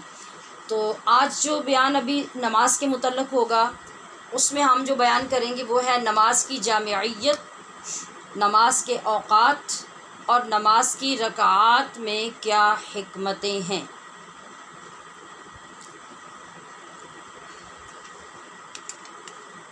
تو اسے بڑی توجہ سے، بڑے انہماک سے آپ نے سننا ہے۔ یہ آپ کے یاد کرنے والا وہ سبق نہیں ہے، یہ صرف اس نماز کی فضیلت آپ کے دلوں میں اتارنے کی کوشش ہے کہ یہ نمازیں جو نبیوں کی یادیں بنی، یعنی ہمارے ہاں کچھ یہ بھی تصور ہوتا ہے کہ فلاں کی یاد، فلاں کی یاد، فلاں کی برسی، فلاں کا تصور، فلاں کی یادگار، اور فلاں ڈے، ان کا کیا مقصد ہوتا ہے۔ تو یہ جو ساری نمازیں ہیں نا، آج سنیے کہ یہ نمازیں کس کی یاد میں اللہ نے ہمیں دی۔ ہمیں علم نہ ہو تو یہ الگ بات ہے نا، تو جب علم ہوگا تو پھر انشاءاللہ انشراح صدر ہوگا، ہمارے سینے کھلیں گے اور ہمیں علم ہوگا ضرور کہ اللہ تبارک و تعالیٰ کی اتنی وسیع و عریض اور اتنی افضل و اعلیٰ عبادت نماز جو کہاں سے کہاں تک پھیلی ہوئی ہے۔ یوں لگے گا کہ جیسے اس نماز کے بغیر زندگی میں ہمارے لیے کچھ ہے ہی نہیں۔ یہ نمازیں جو نبیوں کی یادیں بنی، جو پڑھیں گے مقدر کو چمکائیں گے انشاءاللہ۔ حق کے پیاروں کی پیاری ادائیں ہیں یہ، حق کے پیاروں کی پیاری ادائیں ہیں یہ، ان سے پھیریں جو چہرہ وہ پچھتائیں گے۔ باغ دنیا خزاؤں کے گھیرے میں ہے، تو سب غور کیجیے گا، باغ دنیا یعنی یہ دنیا کا جو باغ ہے، کسی بھی باغ میں جب خزاں آتی ہے تو باقی کیا بچتا ہے؟ کچھ بھی نہیں۔ تو یہ جو دنیا ہے نا، اس کے چاروں طرف خزائیں خزائیں ہیں، اور کسی بھی وقت وہ چاروں طرف سے حملہ کرنے والی ہیں۔ تو یہ جو باغ کی سیر کو نکلے ہوئے ہیں نا ہم اور آپ سارے، وہاں خزاں چھا جائے گی۔ تو اس دنیا کے باغ میں یہ جو ہمیں جو پھول سے تشبیہ دی گئی ہے، جو کھلے ہوئے ہیں، ان کا کیا ہوگا؟ باغ دنیا خزاؤں کے گھیرے میں ہے، سیر ہوگی ختم پھول مرجھائیں گے۔ دو اشعار میں شاعر نے نماز کی فضیلت بھی اور دنیا کی حقیقت کو بھی خوبصورت انداز میں بیان کر دیا۔ ان الصلاۃ کانت علی المؤمنین کتابا موقوتا اقیموا الصلاۃ ولا تکونوا من المشرکین۔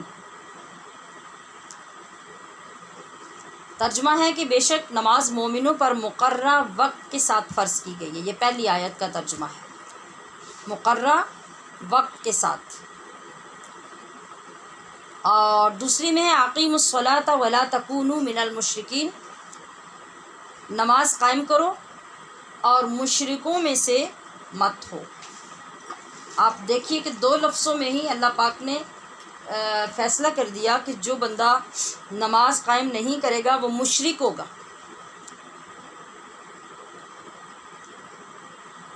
تو نماز ایسی عبادت ہے کہ آپ اپنی مرضی سے جب چاہیں نہیں پڑھ سکتے، اسی لیے کہا کہ کتاب موقوتا، وقت کے ساتھ مقرر ہے، یعنی فرض نماز اس کی ادائیگی کے لیے وقت کا انتظار کرنا ہوگا، جبکہ نفل نماز تو مکروہ اوقات کے علاوہ پڑھ ہی سکتے ہیں۔ اوقات نماز کے تقرر کی حکمتیں کیا ہیں؟ یعنی یہ جو نماز کے وقت مقرر کیے گئے ہیں نا، یعنی اتنے وقت اتنی نمازیں، اور یہ سب جو ہے یہ کیوں ہوا، اس میں حکمت کیا ہے؟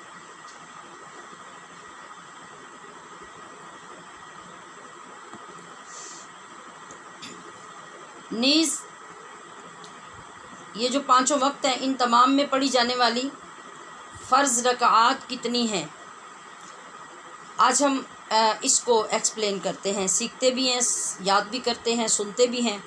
اگرچہ علماء کرام نے ہر وقت کی کئی حکمتیں بیان کی ہیں اور تحریر بھی کی ہیں، مگر ہم اپنے مختصر وقت میں مختصر ہی جان سکیں گے۔ پہلا سوال یہ ہے کہ نمازیں 5 کیوں ہیں؟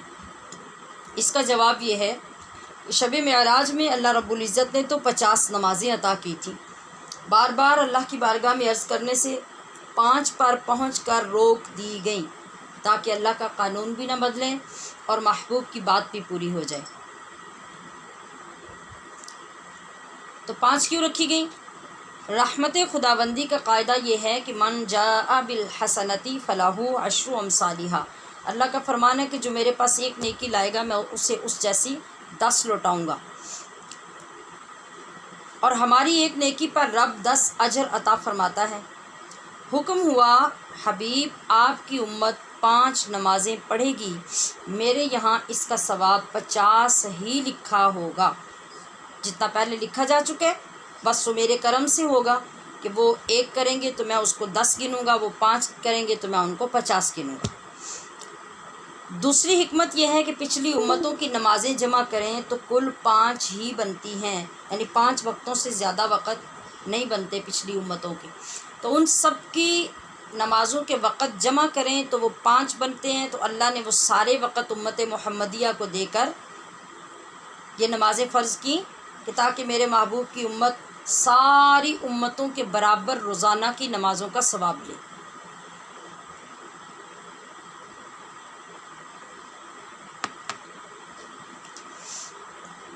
جی اب رہ گئی بات کہ نماز کی کل فرض رکعتیں یہ بات بھی دیکھ لیجئے کہ نماز میں جو اصل رکعتیں ہوتی ہیں نا جو اللہ نے فرض کی ہیں، ہم نے فرض، سنت، وتر یہ سارے تو ماشاءاللہ اب اصطلاحات پڑھ لی اور ہمیں یہ علم ہو گیا کہ ان کی ویلیو کیا ہوتی ہے، ان کی کیا ہوتی ہے۔ تو سب سے جو ٹاپ کی عبادت ہے جو فرض اللہ پاک نے اپنی طرف سے کی ہے وہ ہر نماز کی فرض رکعتیں ہیں، 2 فجر، 4 ظہر، 4 عصر، 3 مغرب، 4 عشاء، یہ کل 17 رکعتیں فرض کی بنتی ہیں۔ ٹھیک ہو گیا؟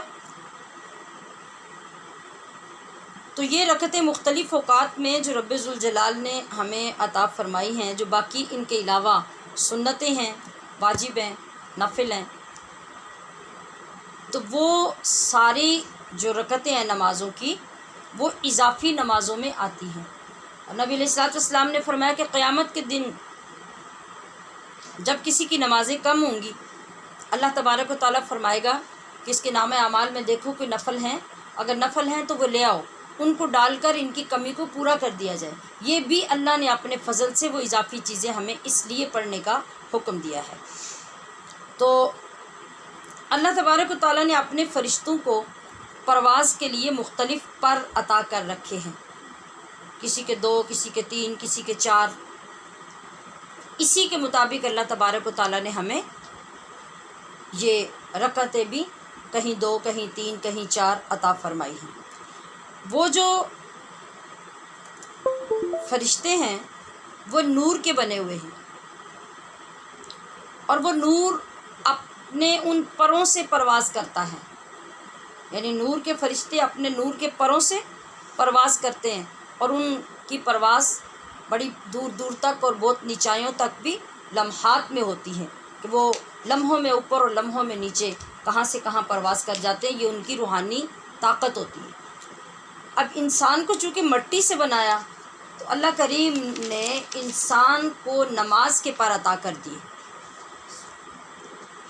کہ فرشتے جتنی چاہیں پرواز کریں، مگر صبح کی 2 رکعتوں کے پر جب انسان کو ملے اور فجر اس نے پڑھی، خاص طور پہ اللہ کے ولیوں نے جب نماز کے ساتھ جو پرواز کی تو ان کی پرواز اتنی اعلیٰ، اتنی بلند تھی کہ وہ نور کے پر والوں فرشتے بھی رشک کرنے لگے۔ کاش کہ ایسی نمازیں ہمیں بھی زندگی میں نصیب ہو سکے۔ حضرت بایزید بستامی ایک رات نماز کے دوران آسمانوں پہ پہنچے، یعنی روحانی پرواز کی، اللہ نے پردے کھولے، آسمان پہ پہنچے۔ تو جب اللہ کا ایک ولی آسمان پہ پہنچا تو اللہ کے فرشتے ان کی زیارت کے لیے جمع ہو گئے۔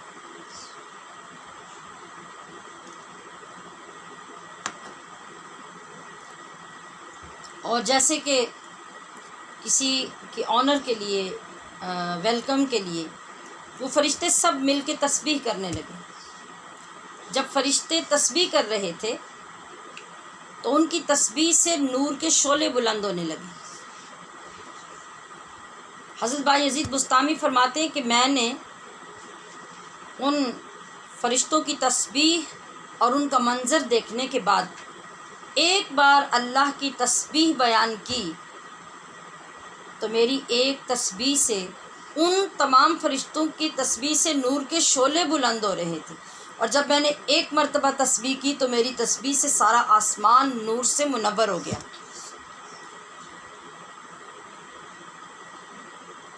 یہیں پر کہا گیا ہے کہ فرشتوں سے بہتر ہے انسان ہونا، مگر اس میں پڑتی ہے محنت زیادہ۔ تو بالآخر فرشتوں نے انسان کی عظمت کا اقرار کیا۔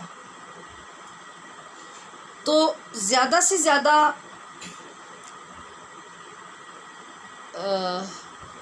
میں نے کہا کہ جو اللہ پاک نے فرشتوں کو پر عطا کیے تھے ان کی تعداد اس طرح سے زیادہ مختلف انداز میں تھی۔ تو اللہ رب العزت نے اس کے مطابق بندے کو یہ نماز کی نعمت اور نماز کی صورت میں روحانیت کے پر عطا فرمائے۔ اب یہ جو 17 رکعتیں کی گئیں، اس کے اندر بھی یہی نکتہ پوشیدہ ہے کہ جتنے بھی مختلف طرح کے پر اور ان کی تعداد جمع کی جائے تو وہ 17 سے زیادہ نہیں ہے. اس وجہ سے اللہ پاک نے وہ عدد مکمل طور پہ انسان کو عطا کر دیا. دوسری وجہ یہ ہے ان نمازوں کی مختلف رکعتوں کی 2 3 4 کی، اللہ تبارک و تعالی نے انسان کو مختلف انداز سے اپنی نعمتوں سے نوازا ہے، اور انسان پر لازم ہے کہ وہ رب کی نعمتوں کا ہر حال میں شکر ادا کرے.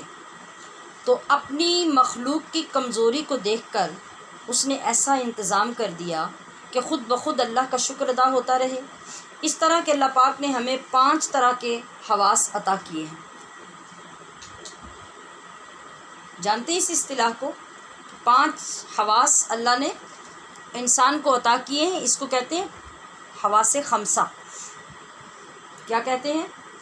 حواس خمسہ، یعنی 5 حواس. سن لیجئے وہ کون سے ہیں جن کو معلوم نہیں ہے. 1 آنکھ، دوسرے کان، تیسری ناک، چوتھی زبان، 5ویں ہاتھ. آنکھ، کان، ناک، زبان، ہاتھ، کتنے ہو گئے؟ 5. ان کو کہتے ہیں حواس خمسہ. خمسن یا خمسۃن عربی میں 5 کو کہتے ہیں. یہ 5 حواس ہیں. یہ ہر ایک جو ہے الگ الگ کام کے لیے الگ الگ فنکشن دے کر ان کو پیدا کیا گیا ہے، مگر ہر ایک کی ان میں سے ایک حد ہے اور الگ الگ ان کی خاصیتیں ہیں جو کہ اللہ کی نعمت ہے. اسی لیے ان سب کا شکر ادا کرنے کے لیے اللہ پاک نے نمازوں کی رکعتیں بھی جدا جدا کیں، تاکہ ایک ایسی مناسبت پیدا ہوتی رہے کہ اس کے ذریعے سے وہ تمام حواس جو میں نے عطا کی اور ان حواس کے اندر جتنی جتنی خاصیتیں تھیں اتنی رکعتیں بندہ پڑھتا جائے تو ہر رکعت کے بدلے میں ہر نعمت کا شکر ادا ہوتا رہے. یہ بھی اللہ کی کرم نوازی ہے. آپ دیکھتے ہیں جیسے چھونے کی جو حص ہے، جیسے ہمارے ہاتھ ہیں کسی چیز کو لگتے ہیں، پوری باڈی میں جہاں بھی آپ لگائیں گے تو یا کسی اور چیز کے ساتھ یا پوری باڈی کا کوئی حصہ بھی ہاتھوں کے علاوہ کسی چیز کے ساتھ لگے گا تو آپ فوراً بتائیں گے کہ کتنی ٹھنڈی ہے، اور اگر گرم ہے تو آپ چیخ کر پیچھے ہو جائیں گے. جسم کے کسی حصے سے بھی گرم چیز ٹکرا جائے گی تو آپ فوراً بتائیں گے یہ گرم ہے اور یہ ٹھنڈی ہے. تو یہ 2 جو خاصیتیں ہیں، 2 نعمتیں ہیں، یہ اللہ نے جسم کو چھونے کے اعتبار سے عطا کی ہیں. تو ان کے بدلے میں اللہ پاک نے فجر کی 2 رکعتیں ہمیں عطا کر دی کہ دونوں کے بدلے میں 2 رکعتیں پڑھیں گے تو آپ کی ان دونوں نعمتوں کا شکر ادا ہو جائے گا. ظہر کی طرف آ جاتے ہیں. ظہر کی 4 رکعتیں ہیں، اور یہ کن 4 نعمتوں کے بدلے میں ملی؟ ایک تو ہے کہ ناک ہے. ناک کو بھی اللہ نے 4 نعمتیں عطا کی ہیں. ناک خوشبو سونگھتی ہے، بدبو کو محسوس کرتی ہے، اندر کی سانس کو باہر لاتی ہے اور باہر کی سانس کو اندر لے جاتی ہے. یعنی 4 صفات اس کے اندر ہیں، اور ان کے بدلے میں اللہ نے 4 ہی رکعتیں ظہر میں عطا کر دی. زبان کو بھی اللہ نے 4 طرح کی نعمتیں عطا کی ہیں، لہٰذا عصر کی بھی 4 رکعتیں اس کے بدلے میں ہمیں ملی. 4 ذائقے اللہ نے زبان کو عطا کیے، اور 4 طرح کا کلام کرنے کی طاقت اللہ نے زبان کو عطا کی، لہٰذا عصر کی 4 رکعتیں ملی. جیسے زبان جب کسی چیز کو ٹیسٹ کرتی ہے تو کھٹا بھی بتاتی ہے، میٹھا بھی بتاتی ہے، نمکین بھی بتاتی ہے، اور تلخ بھی بتاتی ہے یا پھیکا بھی بتاتی ہے. اس کے علاوہ زبان 4 طرح کی گفتگو کرتی ہے. کبھی کسی کی تعریف کرے گی یا برائی کرے گی، اور کبھی کارآمد کلام اور کبھی بیکار کلام. آنکھ ہے. آنکھ کو اللہ نے 3 اطراف پر دسترس عطا کی ہے.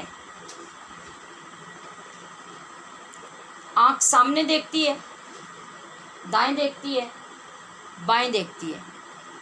آپ کہیں گے پیچھے بھی دیکھ سکتی ہے، تو ہم اس سپنے کو ابھی نہیں پڑھ رہے. ہم یہ دیکھتے ہیں کہ اپنی حالت پہ رہ کر یعنی ایزیلی جو وہ کام کر سکتی ہے وہ کیا کر سکتی ہے، وہ 3 سائڈ پہ دیکھ سکتی ہے۔ بیک پہ دیکھنے کے لیے ہمیں پورا موو کرنا پڑے گا، ہم پھر بیک سے دیکھ سکتے ہیں۔ لہٰذا اللہ کریم نے عصر کی 3 رکعتیں ہمیں اس کی وجہ سے عطا فرمائی۔ کان کیا کرتے ہیں؟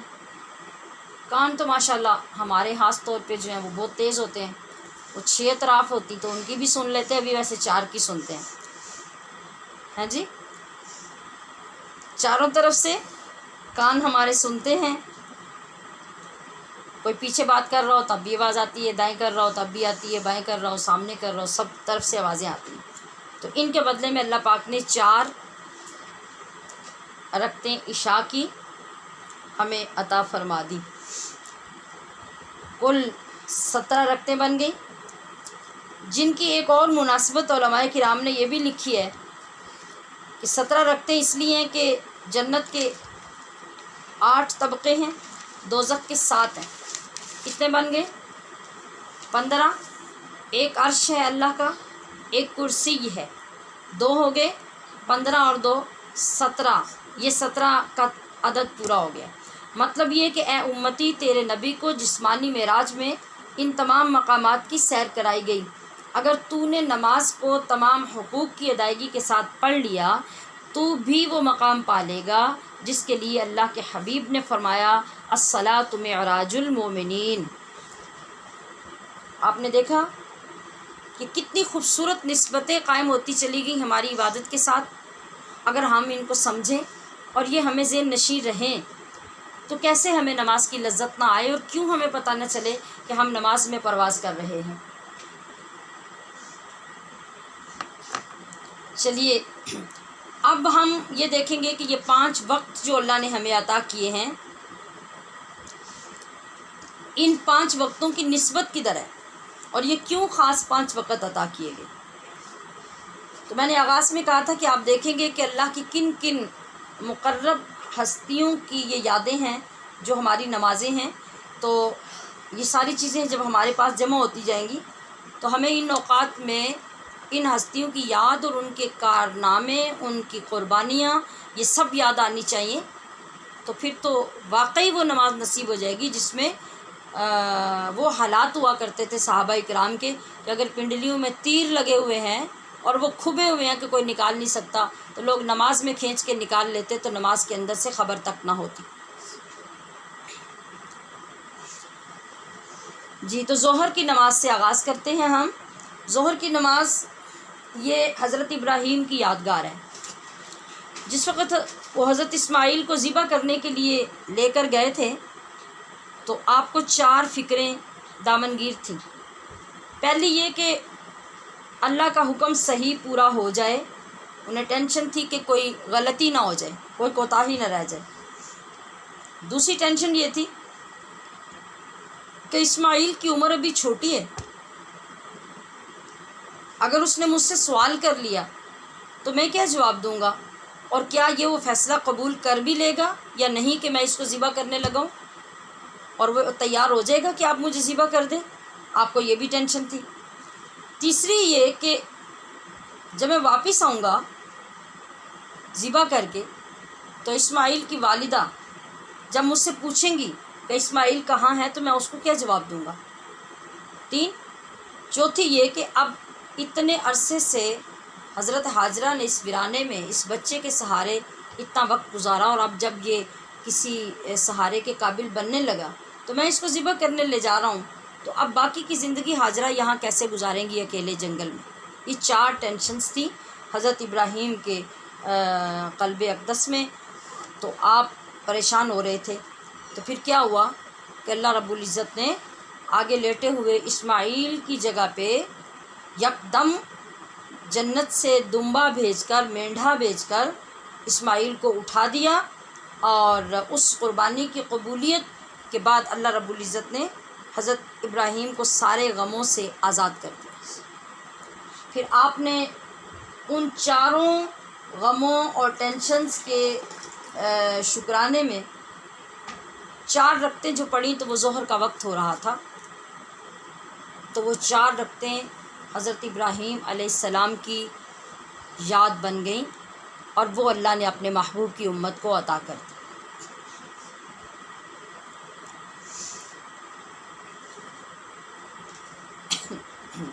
جی، اس کے بعد ہے عصر کی نماز۔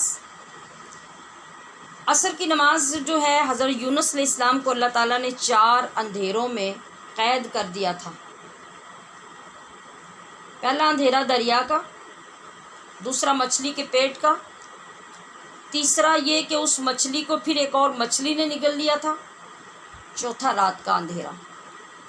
جب ان 4 اندھیروں میں حضرت یونس علیہ السلام قید ہو گئے، ان تمام سے گھبرا کے مچھلی کے پیٹ میں ہی سجدہ کیا اور لا الہ الا انت سبحانک انی کنت من الظالمین پڑھتے رہے، تو اللہ رب العزت نے مچھلی کو حکم دیا اور اس نے حضرت یونس کو کنارے پہ اگل دیا۔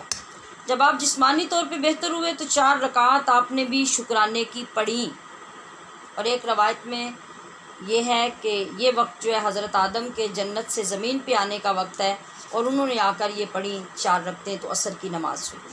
ایک اور عصر کی وجہ یہ ہے عصر کی نماز کی کہ صبح و شام کے فرشتوں کا جمع ہونا بھی ہوتا ہے، اور تاکہ محبوب کی امت کی نماز کی مضبوط اور دوہری گواہی اللہ کے حضور پہنچ جائے، اس لیے اللہ نے عصر کی نماز امت مصطفیٰ کو عطا کی۔ چوتھی وجہ عصر کی یہ بھی بتائی جاتی ہے کہ قبر میں مومن جب اٹھے گا تو اسے عصر کا وقت محسوس ہوگا اور اسے اس وقت نماز کی فکر ہوگی، اس لیے اللہ پاک نے دنیا میں مومن پر عصر کی نماز فرض کر دی۔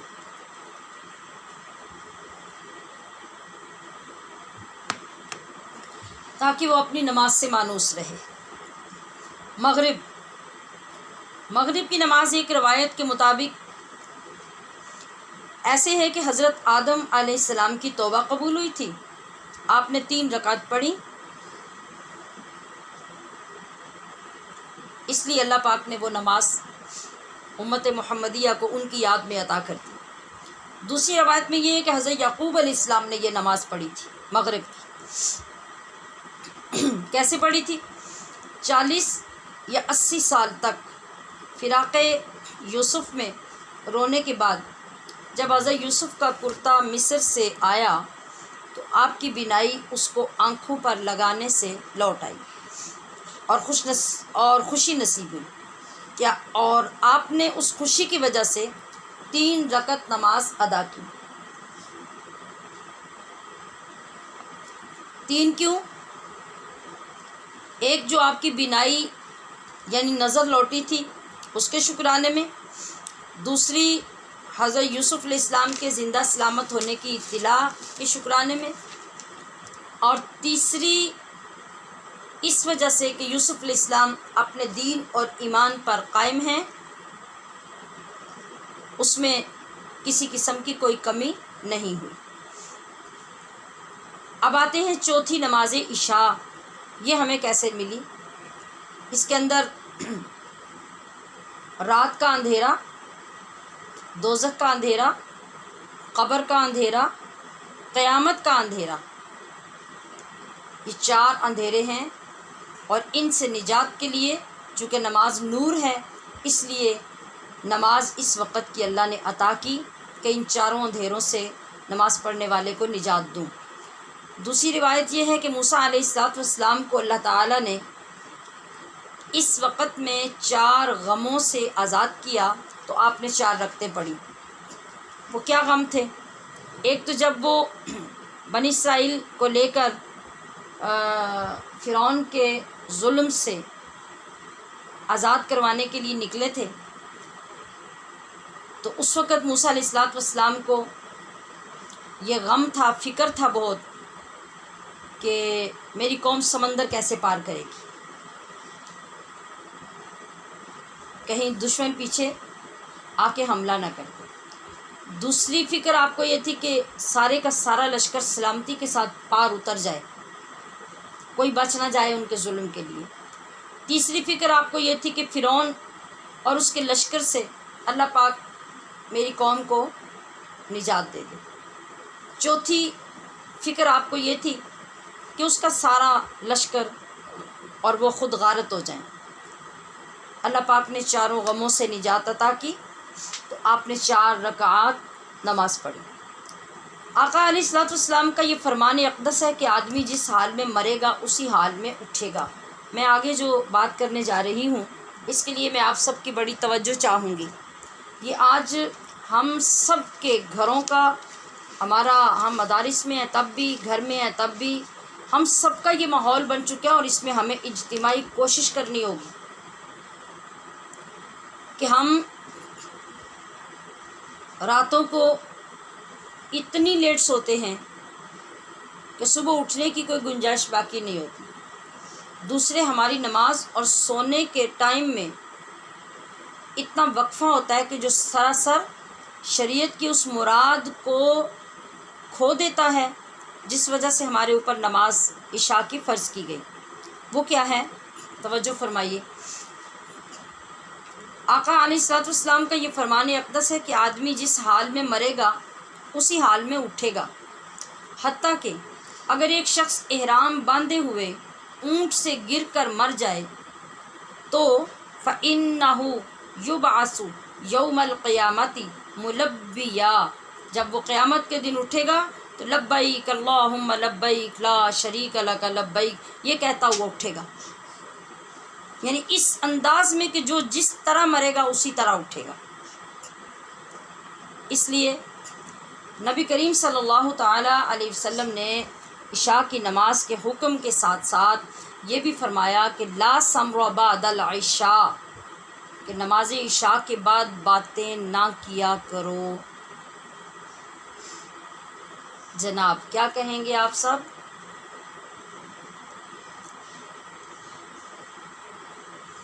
ہم تو جلدی جلدی نماز پڑھتے ہی اسی لیے ہیں کہ گپ شپ لگانی ہے، بیٹھ کے کوئی ڈرامہ دیکھنا ہے، کوئی ویڈیو دیکھنی ہے، مہمان آئے ہوئے ہیں، لیٹ نائٹ تک جاگنا ہے، تو پھر ہماری عبادتوں کی روح کہاں سے ملے گی، کب ملے گی؟ یہ فرمان مصطفیٰ صلی اللہ علیہ وسلم سامنے آ گیا کہ آپ نے فرمایا کہ لا سمر بعد العشاء، یہ جو ہوتا ہے نا، یعنی رات کو دیر تک جاگنا، یہ عرب میں بھی اور ہمارے بھی کلچر میں بہت پیچھے چلے جائیں اگر تو دیکھیں تو یہ بات ہوتی تھی کہ رات کو سارے لوگ اکٹھے بیٹھ کے تو کہانیاں سنایا کرتے تھے، واقعات سنایا کرتے تھے۔ بڑے بوڑھے جو ہوتے تھے وہ اپنی زندگی کے تجربات اور عجیب و غریب کہانیاں تو یہ سنائی جاتی تھی۔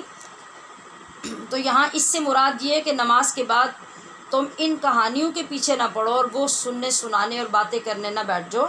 یہاں آپ کو فرمایا نا کہ آدمی جس حال میں مرے گا اسی حال میں اٹھایا جائے گا۔ تو عشاء کو دن کے آخر پہ رکھنے کا مقصد ہی یہ تھا کہ ساری رات کے بعد جب بندہ نیند کی طرف، جو موت ہی کی بہن ہے اس کی طرف جب جانے لگا ہے تو آخر پہ اپنے رب کی نماز پڑھ لے اور نماز پڑھ کے سو جائے کہ اگر اللہ نے اس نیند کے اندر ہی موت مقدر کی ہوئی ہے تو پھر قیامت میں اسی حال میں اٹھو گے کہ تم نے نماز پڑھی ہو۔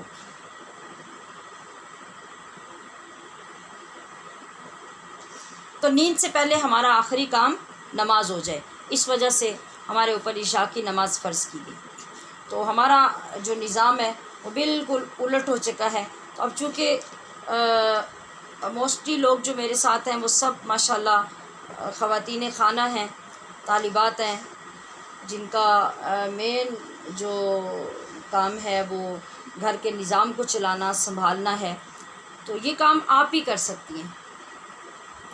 آپ ترتیب دے سکتی ہیں، آپ چیزوں کو تبدیل کر سکتی ہیں۔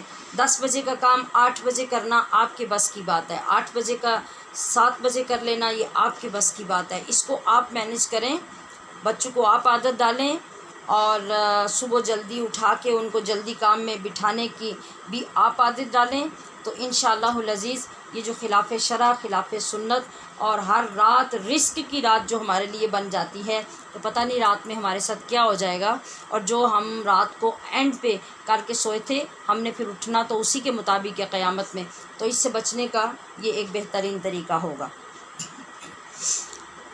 جی اب آتے ہیں فجر کی نماز کی طرف۔ صحیح بخاری کی حدیث مبارکہ کا مفہوم ہے کہ لوگوں تم قیامت میں اپنے رب کی زیارت سے مشرف کیے جاؤ گے۔ دیدار الہی کے حاصل کرنے کا مجرب عمل صبح کی نماز ہے، اسے کبھی مت چھوڑیے۔ وجہ یہ ہے کہ جنت میں نہ دوپہر ہوگی نہ شام۔ کتنی خوبصورت بات ہے۔ ارشاد باری تعالیٰ قرآن کریم فرماتا ہے لا یرون فیہا شمسا ولا زمہریرا، کہ جنت میں نہ لوگ سورج کو دیکھیں گے اور نہ ٹھٹھرنا ہوگا وہاں، یعنی نہ سردی ہوگی اور نہ سورج ہوگا۔ تو کیا ہوگا؟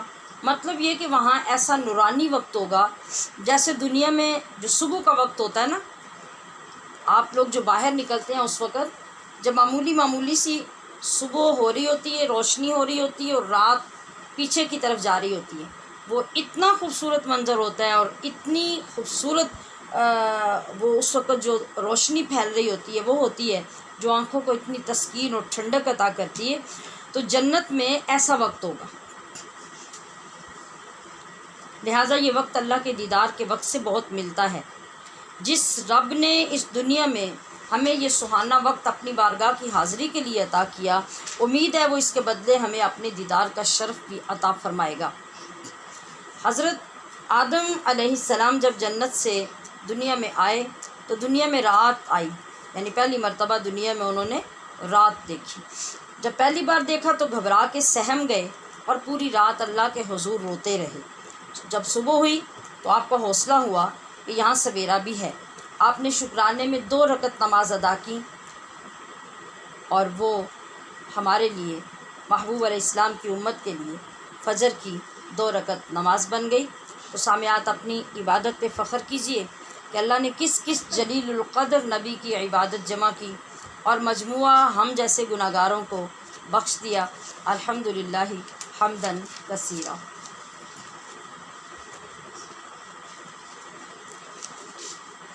سبحان ربک رب العزت عما یصفون وسلام علی المرسلین والحمد للہ رب العالمین۔ رب یسر ولا تعسر وتمم بالخیر۔ سبحانک اللہم وبحمدک اشہد ان لا الہ الا انت استغفرک واتوب الیک۔